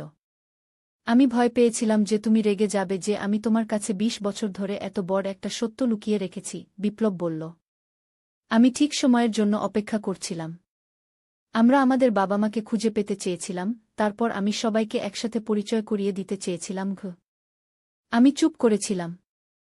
আমার মাথার ভেতর অনেক চিন্তা ঘুরপাক খাচ্ছিল। 20 বছর। বিপ্লব আমার কাছে তার পরিবারের কথা 20 বছর লুকিয়ে রেখেছে। আমি জানি তুমি রাগ করেছ, বিপ্লব বলল। আমি তোমাকে আগেই বলা উচিত ছিল। কিন্তু আমি ভয় পেয়েছিলাম গু। আমি দীর্ঘশ্বাস ফেললাম। আমি রাগ করিনি, বিপ্লব। আমি শুধু অবাক হয়েছি। তুমি আমাকে বলতে পারতে। আমি তোমাকে বুঝতাম। বিপ্লব আমাকে জড়িয়ে ধরল। আমি জানি। আমি ভুল করেছি। আমি আর কখনো তোমার কাছে কিছু লুকাবো না। আমি তাকে আরও জোরে জড়িয়ে ধরলাম। আচ্ছা, তাহলে এখন কি করবে? তোমরা কি তোমাদের বাবা মাকে খুঁজে পেয়েছ? বিপ্লব মাথা নাড়ল। না, আমরা এখনও খুঁজছি। কিন্তু আমরা কিছু তথ্য পেয়েছি। তারা এখন কলকাতায় আছেন বলে মনে হয়। অবাক করার মতো, পরের মাসে আমরা সবাই, আমি, বিপ্লব, অভিজিৎ, সুমিতা এবং মায়া, কলকাতায় গেলাম। বিপ্লব আর মায়া তাদের বাবা মা ঠিকানা খুঁজে পেয়েছিল। আমরা একটা ছোট বাড়ির সামনে দাঁড়িয়েছিলাম। বিপ্লব কম্পিত হাতে কলিং বেল বাজাল। দরজা খুলে গেল। এক বৃদ্ধ মহিলা আমাদের দিকে তাকালেন। প্রথমে তিনি কিছু বুঝতে পারলেন না। তারপর তার চোখ বড় হয়ে গেল। বিপ্লব, মায়া। বিপ্লব আর মায়া বলল, মা। সেদিন অনেক কান্নাকাটি হল, অনেক আলিঙ্গন, অনেক গল্প। ২০ বছরের বিচ্ছেদের পর পরিবার আবার একত্রিত হল। বিপ্লব আর মায়ার বাবাও ছিলেন, এখন অনেক বৃদ্ধ হয়ে গেছেন। তিনি অনেক বদলে গেছেন, আর তার আগের কঠোরতা আর নেই। তিনি তার সন্তানদের হারানোর ব্যথায় অনেক শিক্ষা পেয়েছেন। আমরা সেখানে ১ সপ্তাহ থাকলাম। অভিজিৎ আর সুমিতা তাদের নতুন দাদা দিদা এবং ফুফু মায়ের সাথে সময় কাটাল। আমি দেখলাম বিপ্লব যেন আবার জীবন ফিরে পেয়েছে। তার চোখে এক নতুন আলো ছিল। সেই যাত্রার পর আমাদের জীবন পাল্টে গেল। আমরা প্রতি মাসে কলকাতায় যাই। মায়া প্রায়ই আমাদের বাড়িতে আসে। সে অভিজিৎ আর সুমিতার প্রিয় ফুফু হয়ে উঠেছে। এবং বিপ্লব আর আমার মধ্যে আমাদের সম্পর্ক আরও গভীর হয়েছে। বিপ্লব এখন আর কিছু লুকায় না, আমিও তাকে সম্পূর্ণভাবে বিশ্বাস করি। কিন্তু এই গল্প এখানেই শেষ হয় না। ১ বছর পর, একদিন রাতে বিপ্লব তার বাবার একটা ফোন পেল। তিনি খুব উত্তেজিত শোনাচ্ছিলেন। বিপ্লব, তোমাকে একটা জিনিস দেখাতে চাই। আমি তোমাদের বাড়িতে আসছি। পরের দিন বিপ্লবের বাবা মা এবং মায়া আমাদের বাড়িতে এলেন। বিপ্লবের বাবার হাতে একটা পুরানো বাক্স ছিল। এই বাক্সটা আমি অনেক বছর লুকিয়ে রেখেছিলাম, তিনি বললেন। এটা আমার পিতামহের। আমি সম্প্রতি এটা খুঁজে পেয়েছি। আমি মনে করি এটা এখন তোমাদের জানা উচিত। তিনি বাক্সটা খুললেন। ভেতরে অনেক পুরানো কাগজপত্র, ফটোগ্রাফ এবং একটা ছোট ডায়েরি ছিল। তিনি ডায়েরিটা বের করলেন। এটা আমার পিতামহের ডায়েরি। তিনি ব্রিটিশ আমলে একজন গুপ্তচর ছিলেন। আমরা সবাই অবাক হয়ে শুনছিলাম। বিপ্লবের বাবা ডায়েরি থেকে পড়তে শুরু করলেন। এটা ছিল একটা অবিশ্বাস্য গল্প, একজন মানুষের যিনি তার দেশের জন্য নিজের জীবন বিপন্ন করেছিলেন, যিনি দেশের স্বাধীনতার জন্য লড়াই করেছিলেন এবং অনেক গোপন তথ্য সংগ্রহ করেছিলেন। কিন্তু সবচেয়ে আশ্চর্যের বিষয় হল, বিপ্লবের বাবা বললেন, তিনি এই ডায়েরিতে লিখেছেন যে তিনি একটা গুপ্তধন লুকিয়ে রেখেছিলেন, যা ব্রিটিশরা তাদের সাথে নিয়ে যেতে চেয়েছিল। গুপ্তধন? আমরা সবাই একসাথে জিজ্ঞেস করলাম। হ্যাঁ, বিপ্লবের বাবা বললেন। এটা কোথায় লুকিয়ে আছে সেটা এই ডায়েরিতে একটা সংকেতের মধ্যে লেখা আছে। আমি এই সংকেত বুঝতে পারিনি, কিন্তু হয়তো তোমরা পারবে। সেদিন থেকে আমাদের নতুন যাত্রা শুরু হল, একটা গুপ্তধন খোঁজার যাত্রা। বিপ্লব, মায়া, আমি এবং অভিজিৎ, যে এখন কলেজে ইতিহাস পড়ে, আমরা সংকেত বুঝতে চেষ্টা করছিলাম। একদিন অভিজিৎ একটা আবিষ্কার করল। এটা একটা ম্যাপ, সে চিৎকার করে উঠল। ডায়েরিতে এই চিহ্নগুলো একটা ম্যাপ তৈরি করে। এবং ম্যাপটা পশ্চিমবঙ্গের একটা অংশের। আমরা ম্যাপটা বুঝতে পারলাম এবং এটা আমাদের একটা পুরানো মন্দিরের দিকে নিয়ে গেল, যা এখন ধ্বংসাবশেষ। সেখানে আমরা আরও সংকেত খুঁজে পেলাম, যা আমাদের মন্দিরের নিচে একটা গুহার দিকে নিয়ে গেল। এটা ছিল এক বিস্ময়কর যাত্রা, একটা পারিবারিক অ্যাডভেঞ্চার যা আমাদের সবাইকে আরও কাছাকাছি নিয়ে এলো। মন্দিরের গুহায় আমরা যা খুঁজে পেলাম তা শুধু সম্পদই নয়, পুরানো স্বর্ণ, মূল্যবান রত্ন এবং অন্যান্য ঐতিহাসিক সম্পদ, কিন্তু আমরা খুঁজে পেলাম আমাদের পারিবারিক ইতিহাসের একটা সম্পূর্ণ পরিচয়। বিপ্লবের পিতামহ শুধু একজন গুপ্তচরী ছিলেন না, তিনি ছিলেন একজন নায়ক, যিনি তার দেশের জন্য লড়াই করেছিলেন এবং যিনি তার পরিবারের জন্য একটা উত্তরাধিকার রেখে গেছেন, সাহস, দেশপ্রেম এবং ন্যায়বোধের উত্তরাধিকার। যেদিন আমরা গুপ্তধন উদ্ধার করলাম, সেদিন বিপ্লব আমাকে জড়িয়ে ধরে বলল, অনু, আমাদের পরিবারের ইতিহাসের জন্য আমি গর্বিত। কিন্তু আমি সবচেয়ে বেশি গর্বিত তোমার জন্য, তুমি আমাকে বিশ্বাস করেছিলে, যখন সবচেয়ে বেশি প্রয়োজন ছিল তখন আমার পাশে ছিলে গু।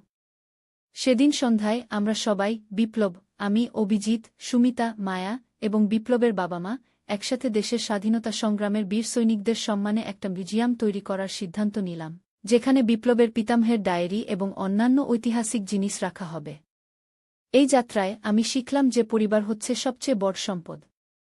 আমরা হারিয়ে যেতে পারি, ভুল বুঝতে পারি, মিথ্যা বলতে পারি, কিন্তু শেষ পর্যন্ত ভালোবাসা আমাদের একত্রিত করে, ভালোবাসা আমাদের উদ্ধার করে।